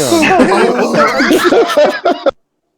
Oh, so now you want to suck my cock? Yes, I'll suck your fucking cock. Well, get the fuck over here and suck my fucking cock. All right, I don't know what's going on to this show, man. Hey, That's how he talks to his woman. Yes. right. Going on over there. Talks to his woman. All right, so I guess, but you guys are kidding, right? About Ortiz Wilder being on pay-per-view? Hang on a minute, BDA. Sorry to interrupt, brother. I just want to put this straight. I did not say I wanted to, all you dummies in the chat with fucking your funny hearing aids. If you stop buying Chinese hearing aids and get yourself a decent one. I said that his girlfriend was tickling his fucking balls, not me. I do not want to tickle Cameron's balls. You did say once upon a time that you were going down the woman and looked at her ass and thought of me because you thought I'd lick her ass out. No, hang on a minute. Fuck, did I say that? I said I was looking at it and I just thought I don't know how Cameron could do that. He stared at it for like a minute thinking about it. About 30 seconds, just looked at it and I thought Cameron's a dirty bastard. I fucking hell. Right, oh dear me. Oh sure, I never even realised Danny Garcia and Michael Garcia was actually happening. Pay-per-view. It's not official. Neither. Yeah, they're in talks. They're in talks. No, I didn't even realise that they were talking about that fight. Talking about it. I don't want to see Mikey Garcia in the ring again. So why is that? I thought Garcia, they posted it on the PBC, and it's, I think, a Fox commercial I thought I just saw. So I think that's pretty much official, the Garcia DSG fight. I'm almost positive. Yeah, it's going to be a pay-per-view. Steve Kim said that it's going to be pay-per-view. So let's say it's pay-per-view. Let's say it's a pay-per-view. Why is that fight on pay-per-view and not Spence Jr. again? Because it makes sense. Well, no, it's because they get a printout of the pay-per-views. They can see who buys them. You know what I mean? Yeah. They hire the tracking companies, and they can see probably 99% of those pay-per-views were Southwest. It was mostly Mexican homes. Mexicans drive the pay-per-view market. That is a fact. They see the last name in America of the owner that bought that that bought the pay-per-view. They'll see, oh look, Rodriguez, Estevez, Mercado. They go down the list like Perez. Exactly. Spanish last names that bought this shit. No, exactly. They can tell who's Garcia. Most of those pay-per-views are bought off his name. Spence just doesn't have that kind of following yet. And historically, that's just the fact. It's the facts. Now, as a boxing fan, I would like to see Spence and Porter more than I would like to see Danny Garcia versus Mikey. To me, that's the Spence and Porter fight's more interesting. The dude got wiped out against Spence. I mean, that was a one-sided joke. When he went life and death with Lipinets, he immediately said, yeah, I can fight at 140, but I'm definitely strongest at 135. So he goes and gets humiliated at 147. He turns around and fights him another 147, and people pay pay-per-view. It's a joke.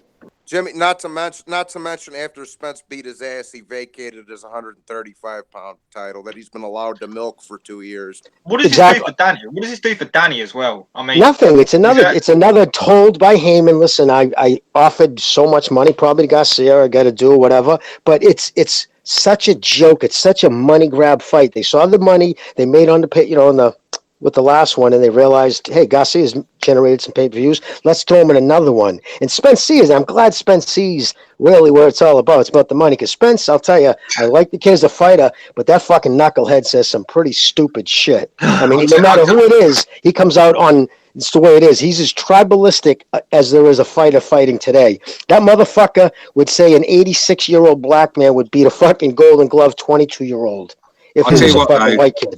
And that's a fact. That Danny Garcia is definitely good for the climate. The amount of times he's been recycled. I mean, I'm fucking saying.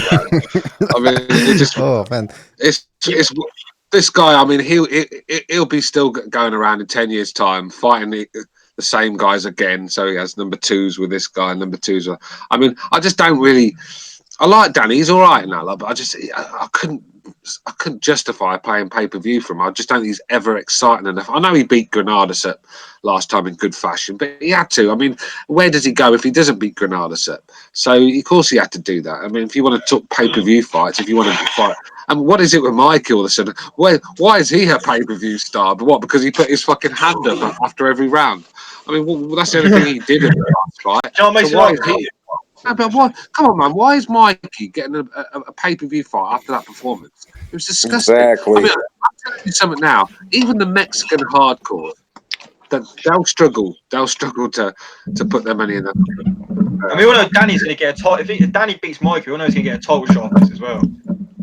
Danny's a good fight. He's just nothing special to me. He's not value for money. You know. Bucho, there's too much. Bucho, what the fuck you doing, man? There's too much sound from your end. From my end. Yeah, you're moving the noise, mic. Man.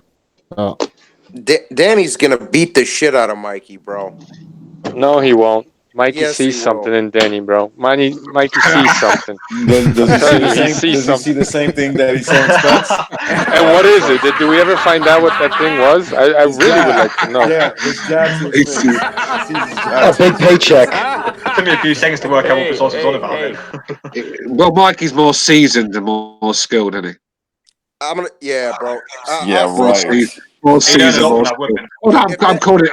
This is according to Mikey because he said the same about Errol. And I saw nothing like that in the fight. It was horrible, and that's what I'm saying. This guy should be in no pay-per-view fight. I'm gonna tell you right now. If that fight gets made, I got Danny Garcia by knockout. I'll just tell you ahead of time.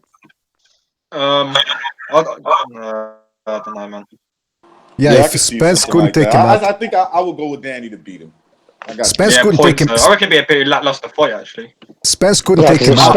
Spence couldn't take him out. Danny, because he's fucking. He's got those cement Philly feet. That dude is prodding as it gets. Let me tell you something now, right? You can write this down. This fight. There's no point doing it on fight week. The prediction. I'll do it now. This fight is going to be an absolute stinker. It is. You've got two guys that are counter punches, that pick their moments, that will not take many risks, that have terrible footwork. It's just going to be a horrible watch. And you can put that down. Danny Garcia is going to win on points, and that's it. That's my prediction. I don't even want to break it down even more on fight week because that's how it's going to go down. And when Sunday comes, don't be surprised when you get up and you think, what a fucking stinker that was.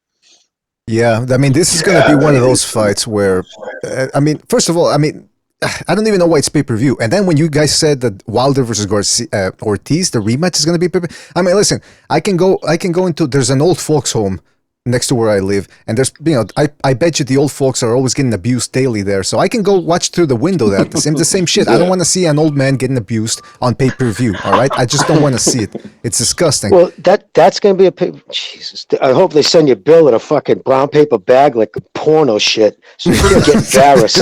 What warrants that being a pay-per-view? Because I watched Stu's video he did about, and he said that, Fury carried that Wilder pay-per-view, and he did. And Wilder lost that fight, and Ortiz has done absolutely fuck all since that Wilder loss. Exactly, Cam. Listen, Ortiz is 76 years old. Like I say, he was hitting people in the head for Luciano in Havana in the 40s, bro. All right, that's right. He fucking. This guy is so fucking old. He built the pyramids over here. Yeah, do you know the Do you know the funny thing, right? I got called a piece of shit by a guy that comes on here regularly on the Hangout. You know, he called me a piece of shit, and I was the reason why he's stayed away from BDA recently and that lot. But you know, not the guy who threatens to kill a man in the ring, the guy that attacks someone when he's with his wife and kids, the man that beats up a guy that's got mental health issues, the man that strangles a woman in a hotel room. He's all right, but Stuart, the guy that calls it out, he's a piece of shit. He's a class. Stu, did he beat up a woman that one time?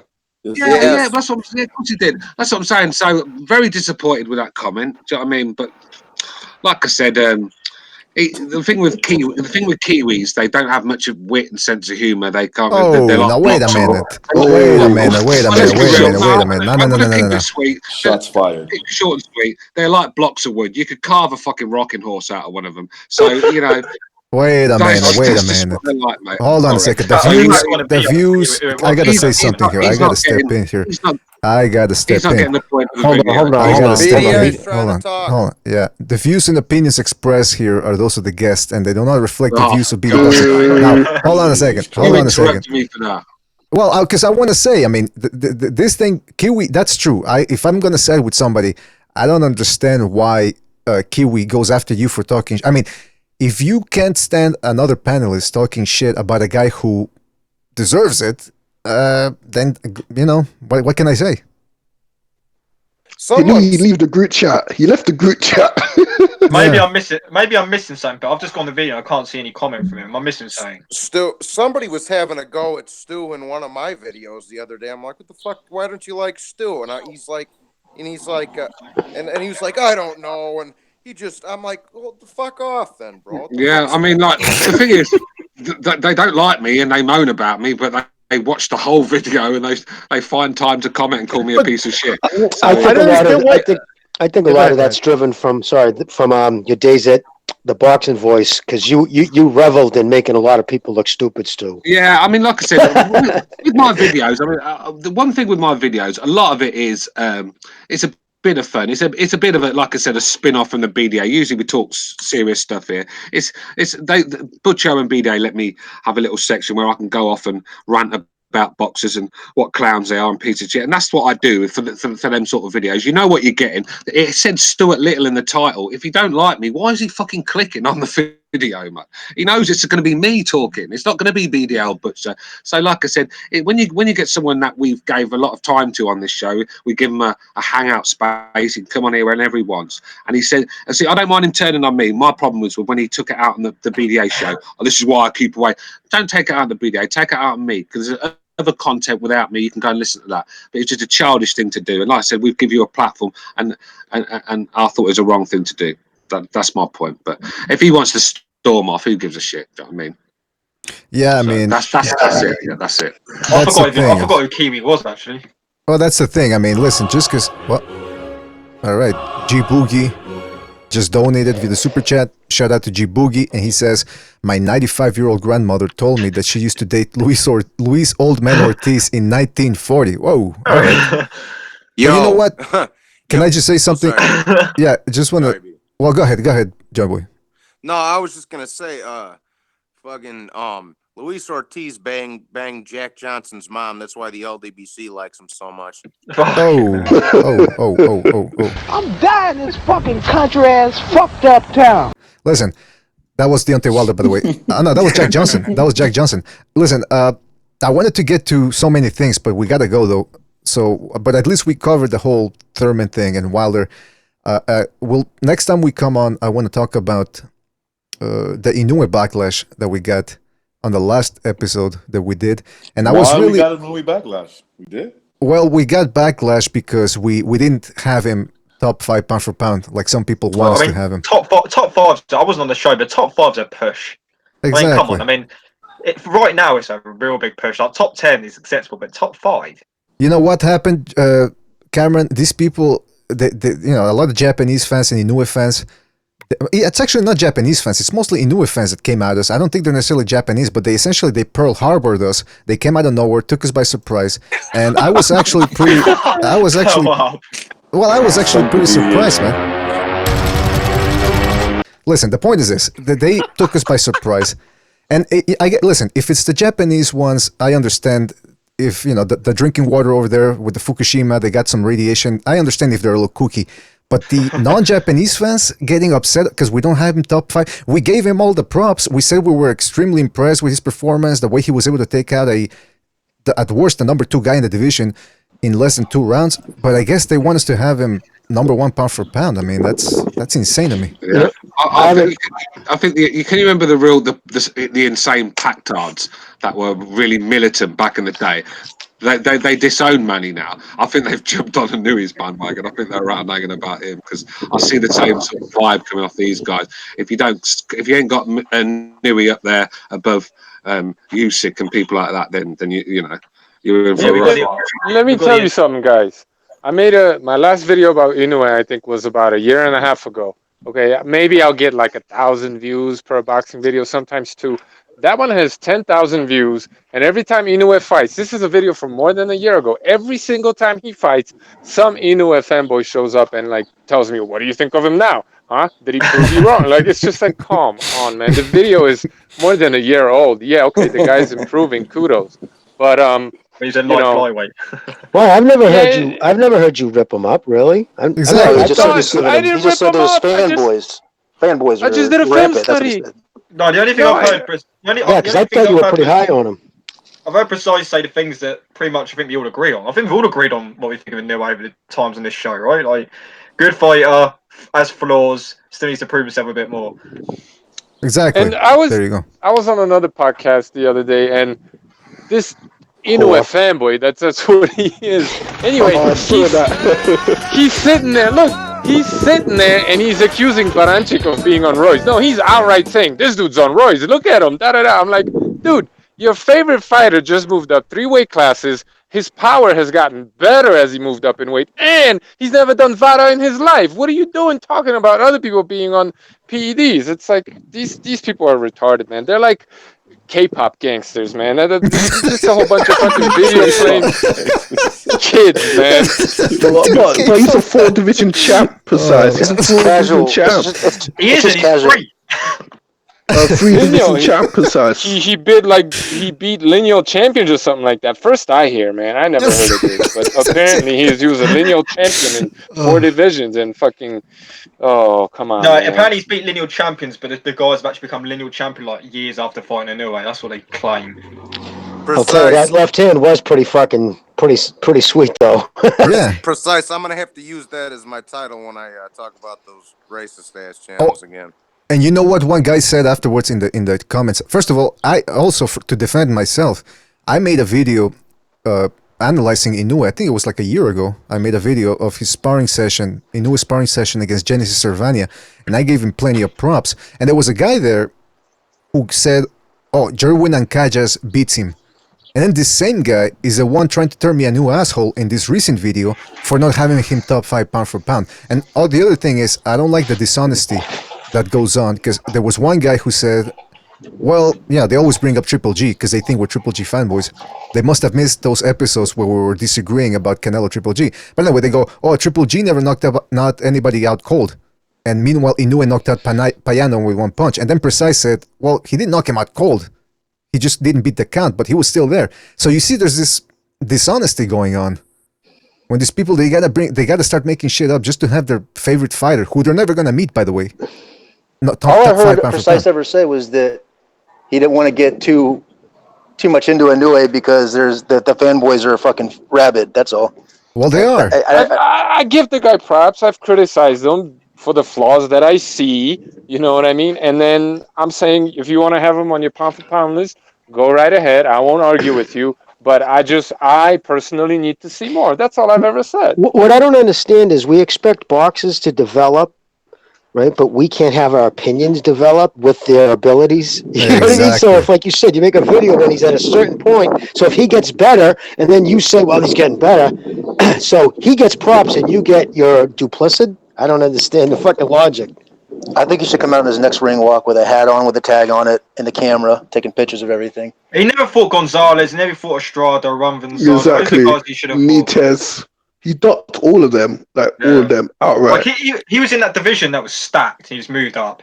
Didn't fight And any that's when top guy. people started. And the problem I got with that is that that's exactly when people started calling him pound for pound. And it's like, wait a minute. But he ducked all the pound for pound guys because obviously they didn't think he was a pound for pound caliber fighter yet. Maybe he is now, but because he ducked all the pound for pound dudes when he had a chance to fight them, for me personally, he still needs to prove that he is. That's all I'm saying. That's why it's important to finish out the tournament, see how it ends.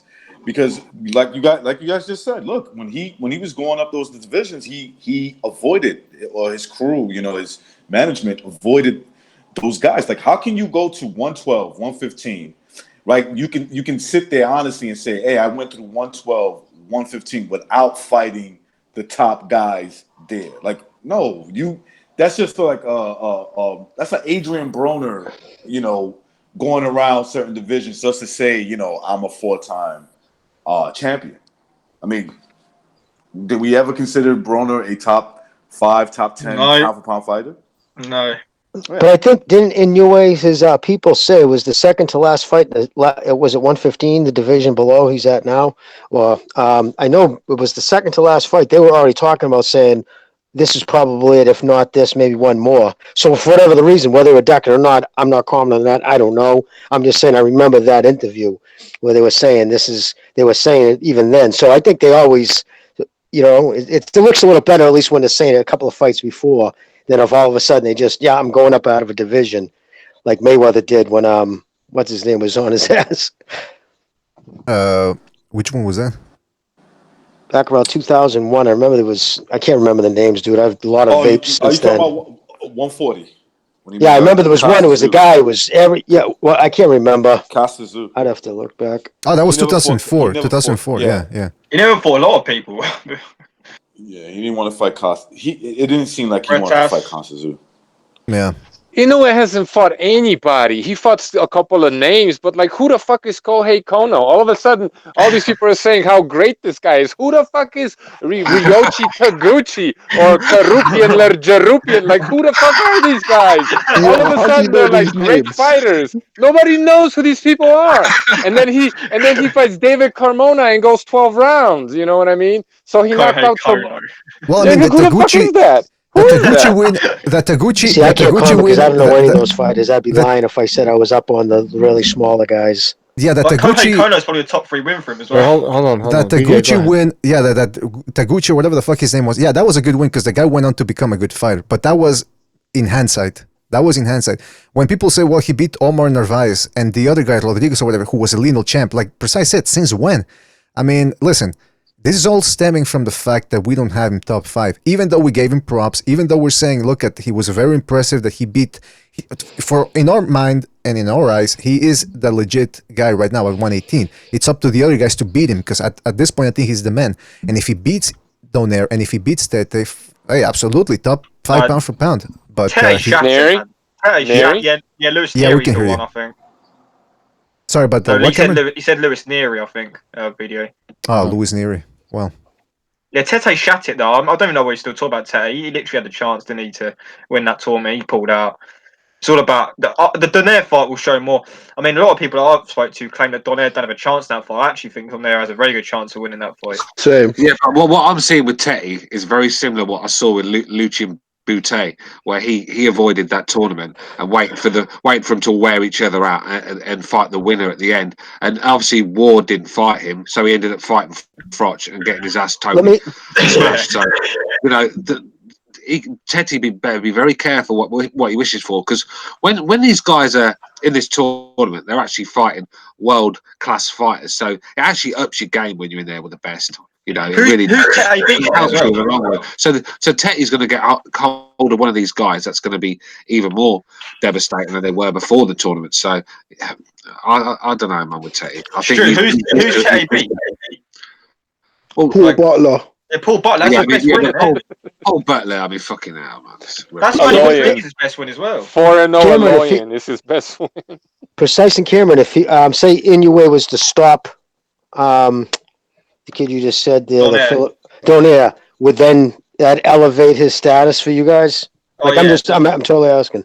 Like that would obviously be the name which makes sense, and I understand what you're saying. Like you got to get some of those I said visible from the names and stuff. beginning that the WBSS tournament is Inoue's pound for pound test. I said that from the very beginning, and I'm gonna do all the Naoya Inoue fanboys are solid because I'm sure you guys don't even know how to pronounce his name. So say it after me. Naoya Inoue. All right. So I'm glad we got that straightened out. In whatever, man. I'm just annoyed by the fanboys. It's like they'll say Nonito doesn't have a chance, blah blah blah, this and that, and it's like, well then, how much credit do you want me to give the guy if he does knock out Nonito? If he never had a chance going into the fight, so he's just fighting another bum. Okay, fine, have it your way. But then they get upset. And one last thing, guys, go on Inoue's BoxRec and look at the knockout percentages of all the guys that he's fought.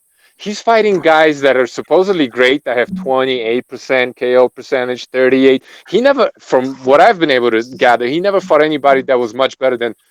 I think Rodriguez was the first guy that was like close to 60% KO ratio.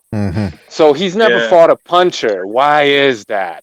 Why did he avoid Rungvisai or Gonzalez? Why? Because defense is really high for that weight class too. I think it's with this tournament. I don't think you can say he avoided some because he's put his name in the hat and he didn't know who was going to get, did he? Sort of thing. He could have got one of the top guys straight away. So I think when you put yourself in the tournament, you sort of say it's out of your hands. So you got to give him credit for that. And he's going through these guys. I mean, Jamie McDonald was weight drained to fuck, so it's hard to give him too much credit for that. But Jamie McDonald was a solid champion. I mean, very good boxer. And he went through McDonald in a round.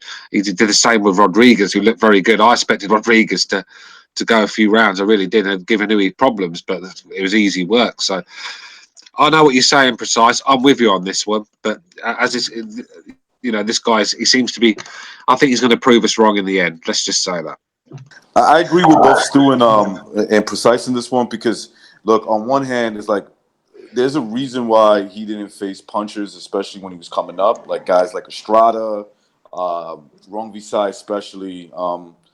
He didn't fight guys like that, but also I gotta agree with Stu. It's like once you enter the tournament, to me, that is a litmus test of how good you are. If you can win that, if you can win that impressively too against the top guys, then that's the test right there. I'm as a boxing fan, the the tournament to me is like the best way to say, look, I'm the top guy at this weight class because you don't know who you're gonna fight. Like Stu said, you're gonna fight whoever. Well, historically, the lighter weights. Oh, sorry, Karen. Just real quick, I'm gonna get going too. Historically, the lighter weights. If I'm not mistaken, isn't a 60% knockout ratio for somebody at 118s actually really high? That guy must have had some legit power because that's part of the thing when they get the smaller guys. Isn't it around? I think its average is around 35-40% for that weight class. I might be off, but I know as the heavier you get, the harder you hit, obviously. Yeah, if that's true, I mean, I can see that being the case, Jimmy. If that's true, then fucking Rungvisai is like historical because he's got like out of his 47 wins or something like that, he got like 42 of them by knockouts. So that's usually what makes those smaller guys stand out, though, right? It's the little guys who can crack. That little guy that he can knock out. Because honestly, if they don't crack, why? Who wants to watch guys smaller than your girlfriend smack each other if they can't? If there's not that, you know what I mean? If there's no chances, I have a hard time watching a fight if I know there's no this fight coming up, Austin Trout against this kid Gosha. Yeah. Oh my God! There's zero chance someone's getting put out. Shit. He's zero chance someone's getting stopped. I ain't watching that shit. We might see Trout win a fight for once.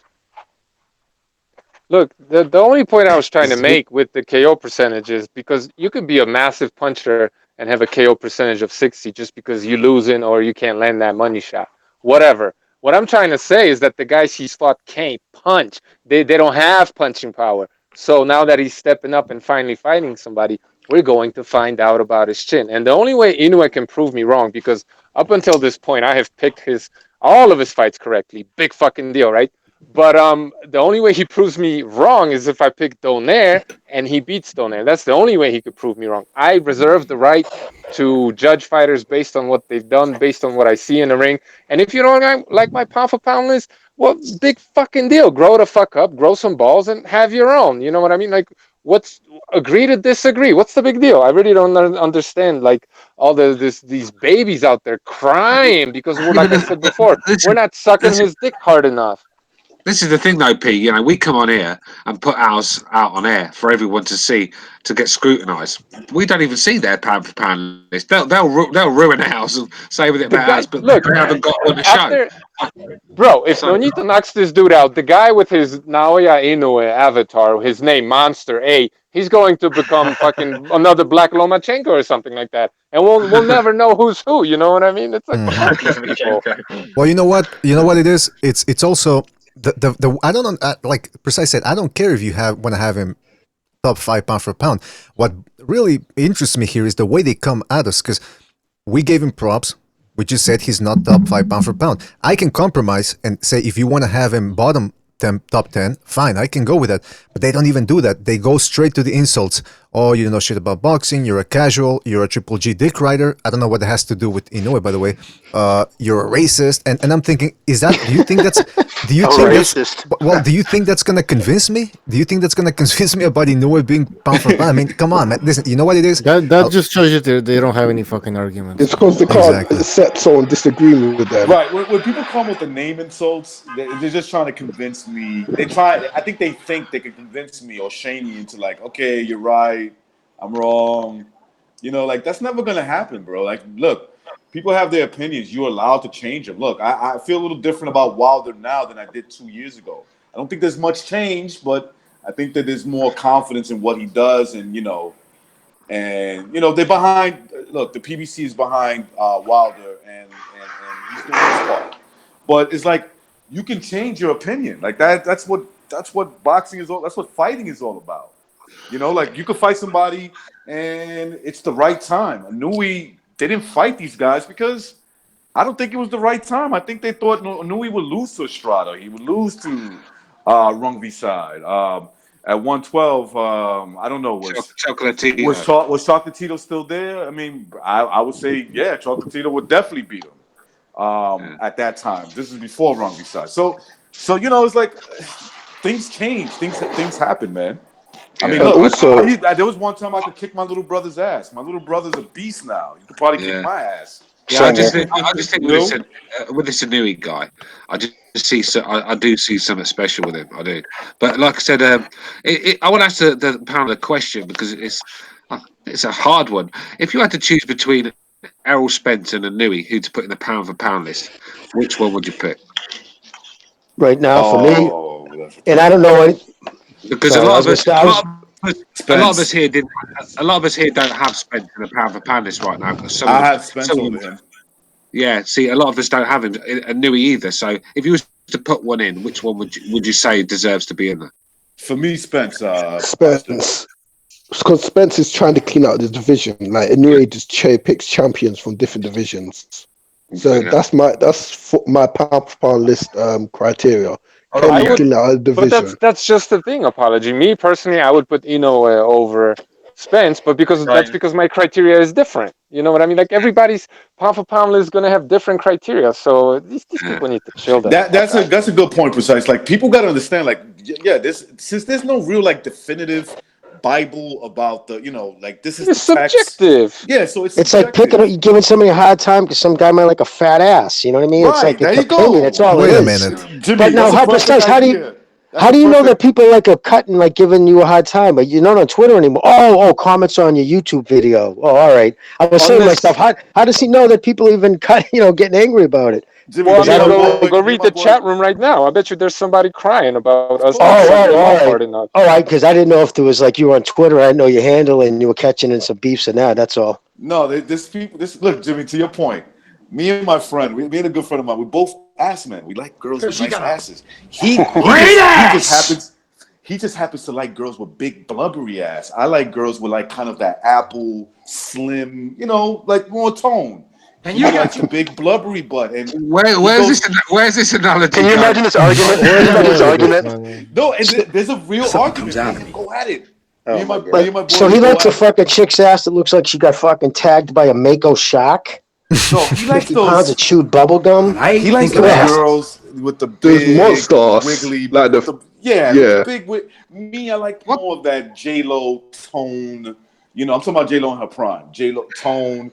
You know, maybe kind of like just a nice firm ass. So recognize he likes the big I like fat Jessica one. Alba. You like the small, like nice perky ones. Yes, right. Jessica Alba. Yeah, but in her okay, prime.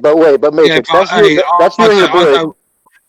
Go ahead. Sorry, bro. Go on. That's you and your boy talking, right? I mean, okay, you all can go back and forth, but if something comes up more important to do, you're gonna fucking tend to it, right? You're not gonna carry this to the point where you're not gonna start with a fucking stranger over a boxing chat and right. fucking drive your point home. I like this ass. I like this ass. No, it's just too big. Sometimes it will get heated. But my point is like, look, I respect his opinion. That's what he likes. You know, me, it's a little different. That's pound for pound. It's just a little bit. But look, I mean, the thing is, though, I mean, when you say you like these fucking big asses, I don't want one of these women with an ass that you need. Well, one of these asses that you need a fucking Deontay Wilder wingspan just to get to the hip. You know what I mean? I don't want one of. I want them to be quite. asses, man. Yeah, If she sits on your face, you don't hear the fucking radio anymore. Yeah. You say when she sits on your face. As far as boxing goes, though, you're never going to get to the bottom of a pound for pound list. There's going to be no finality to that argument. Is what I'm saying. Man. I mean, if you want to talk about, it's stupid. In other words, it's just an opinion, and it's a fucking. It's never going to get resolved ever. Eat my fucking ass. You're going to go your whole life without ever seeing Pacquiao fight Roy Jones Jr. You know what I'm saying? Like they're never going to fucking. It's never going to happen. Yeah. Well, the pound for pound list lost all sort of credibility when the Americans started putting their guys in for basic wins. Do you know what I mean? But look, this is my argument. This is how I see it, and like we don't have to agree. It's fine. We could agree to disagree. Look, if Nonito knocks Inoue out, and I think there's a very good possibility that he does, do we put Nonito number one pound for pound all of a sudden? Yeah, that's a good point. With all of these Naoya Inoue fanboys, will they have Donaire number one pound for pound? Will they? Of course they won't. They'll jump some other fucking dick. Let's keep it real, man. But what I'm saying is, when you see the media pound for pound list and some of the guys that got in there, just one decent win, and a lot of it's a geograph. I don't give a fuck what anyone says. You can cry all you like, but that's the case. So it's lost all credibility. You know what I mean? It really has. So when you know, at the end of the day, I mean, just to think that Broner was in there at one time and people like that, you know, and Spence gets a win against a fucking Mikey that's a 135 fighter, and he jumps into the list. Well, that goes to show right there, Stu. You hit the nail on the head. Nobody gave any credit to Lomachenko or any credit to Triple G when they beat a kid who came up 2 classes. But fucking Spence does it, and he leapfrogs like a bunch of dudes. This is why, like I said, when you see a lot of these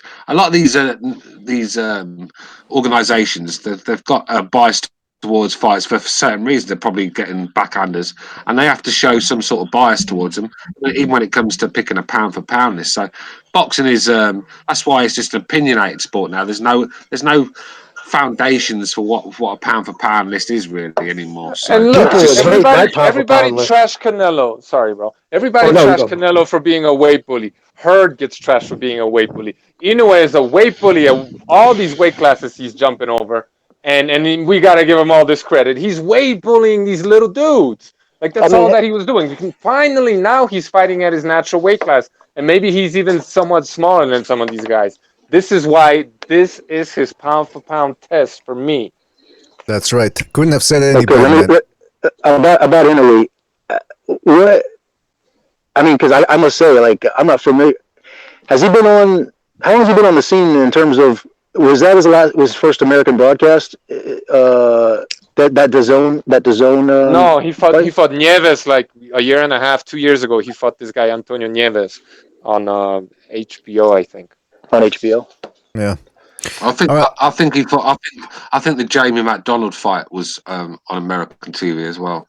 I think. Yes, it was. Yeah.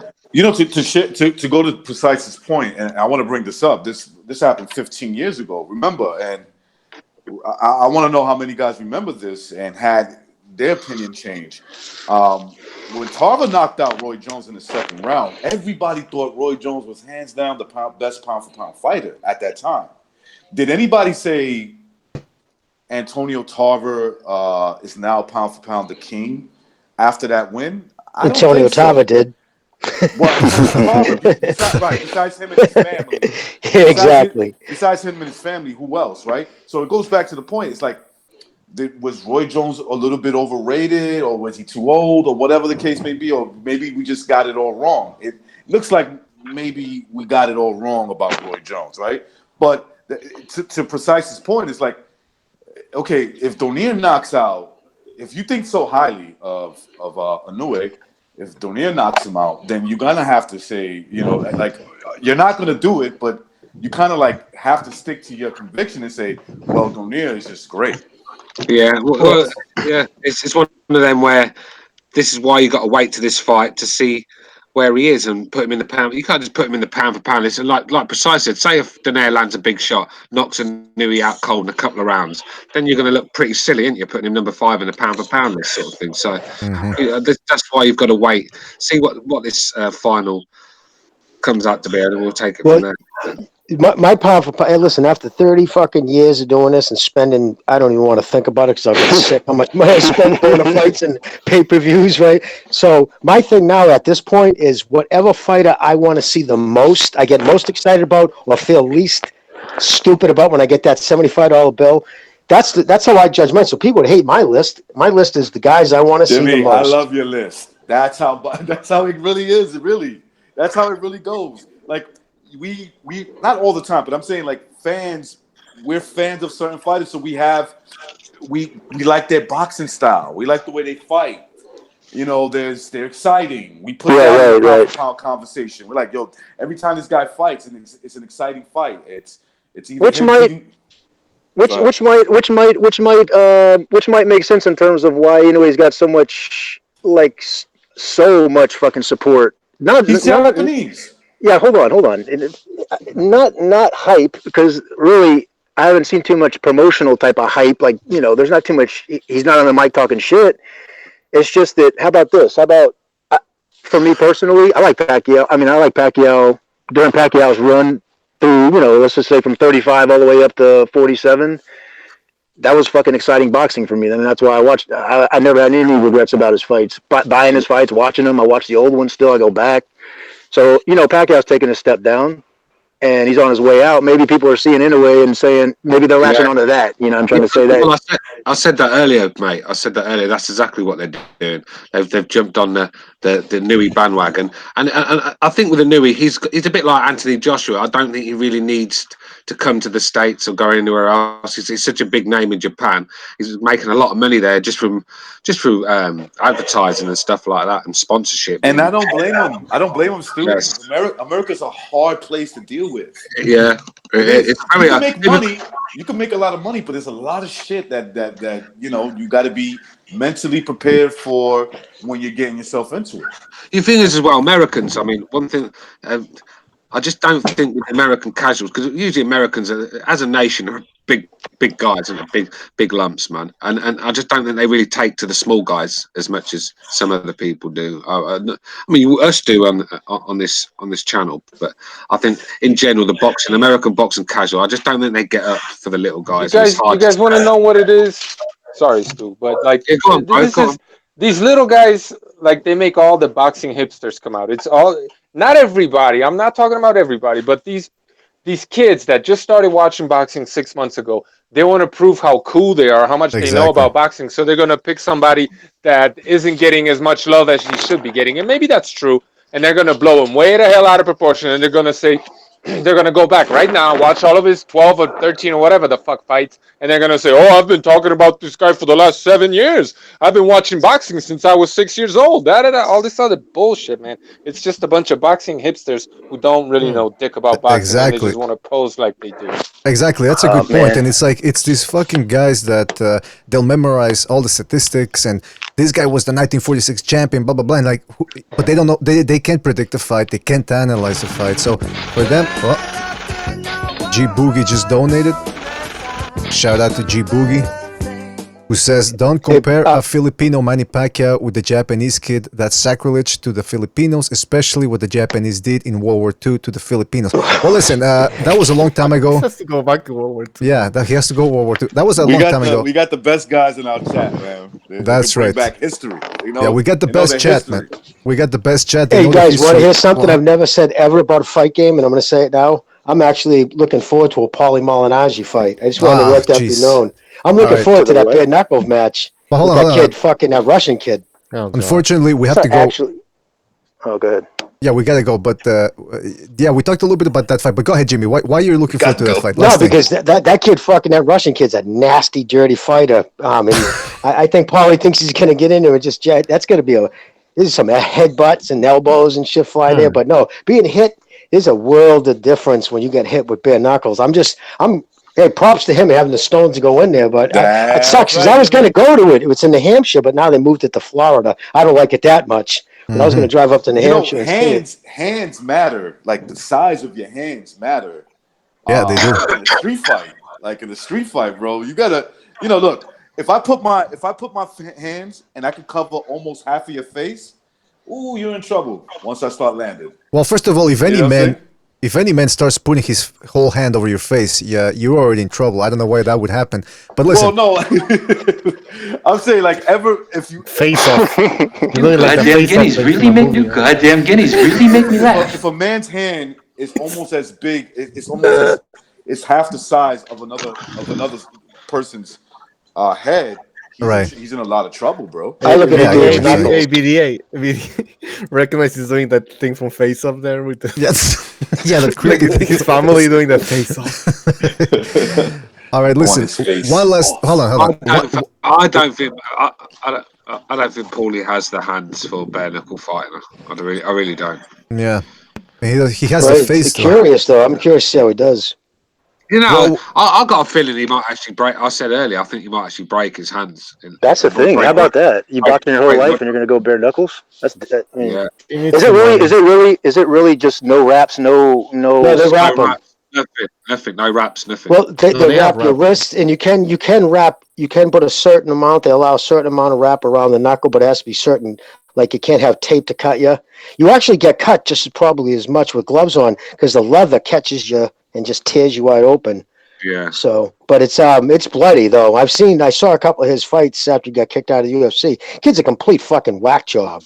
I think one thing about Paulie though, Jimmy, he's got a decent chin on him, isn't he? Because he took some monster shots off Cotto that day. No, and he's got stones to step in there. He's got to go in there bare knuckle. That takes stones. I'm curious how he does. He's all right, now listen, a chin on him. Guys, we gotta go. We'll leave it at that with the whole Paulie Malignaggi thing, or maybe we'll come back to it because Malignaggi certainly seems determined to turn every press conference into a circus. Maybe that's the way they do it in Brooklyn. I don't know. But like a bunch of young bros in a schoolyard. Well, maybe. Listen, the point is we're gonna look at what happens with that. So thank you guys for joining us. Really appreciated it. We got a couple of issues settled within 2 hours. We might come back to Inoue depending on what the fans say. If they still have any criticism for us left. This is what happens when you fuck a stranger in the ass! Well, listen, anyway, point is, it's been very vulgar lately.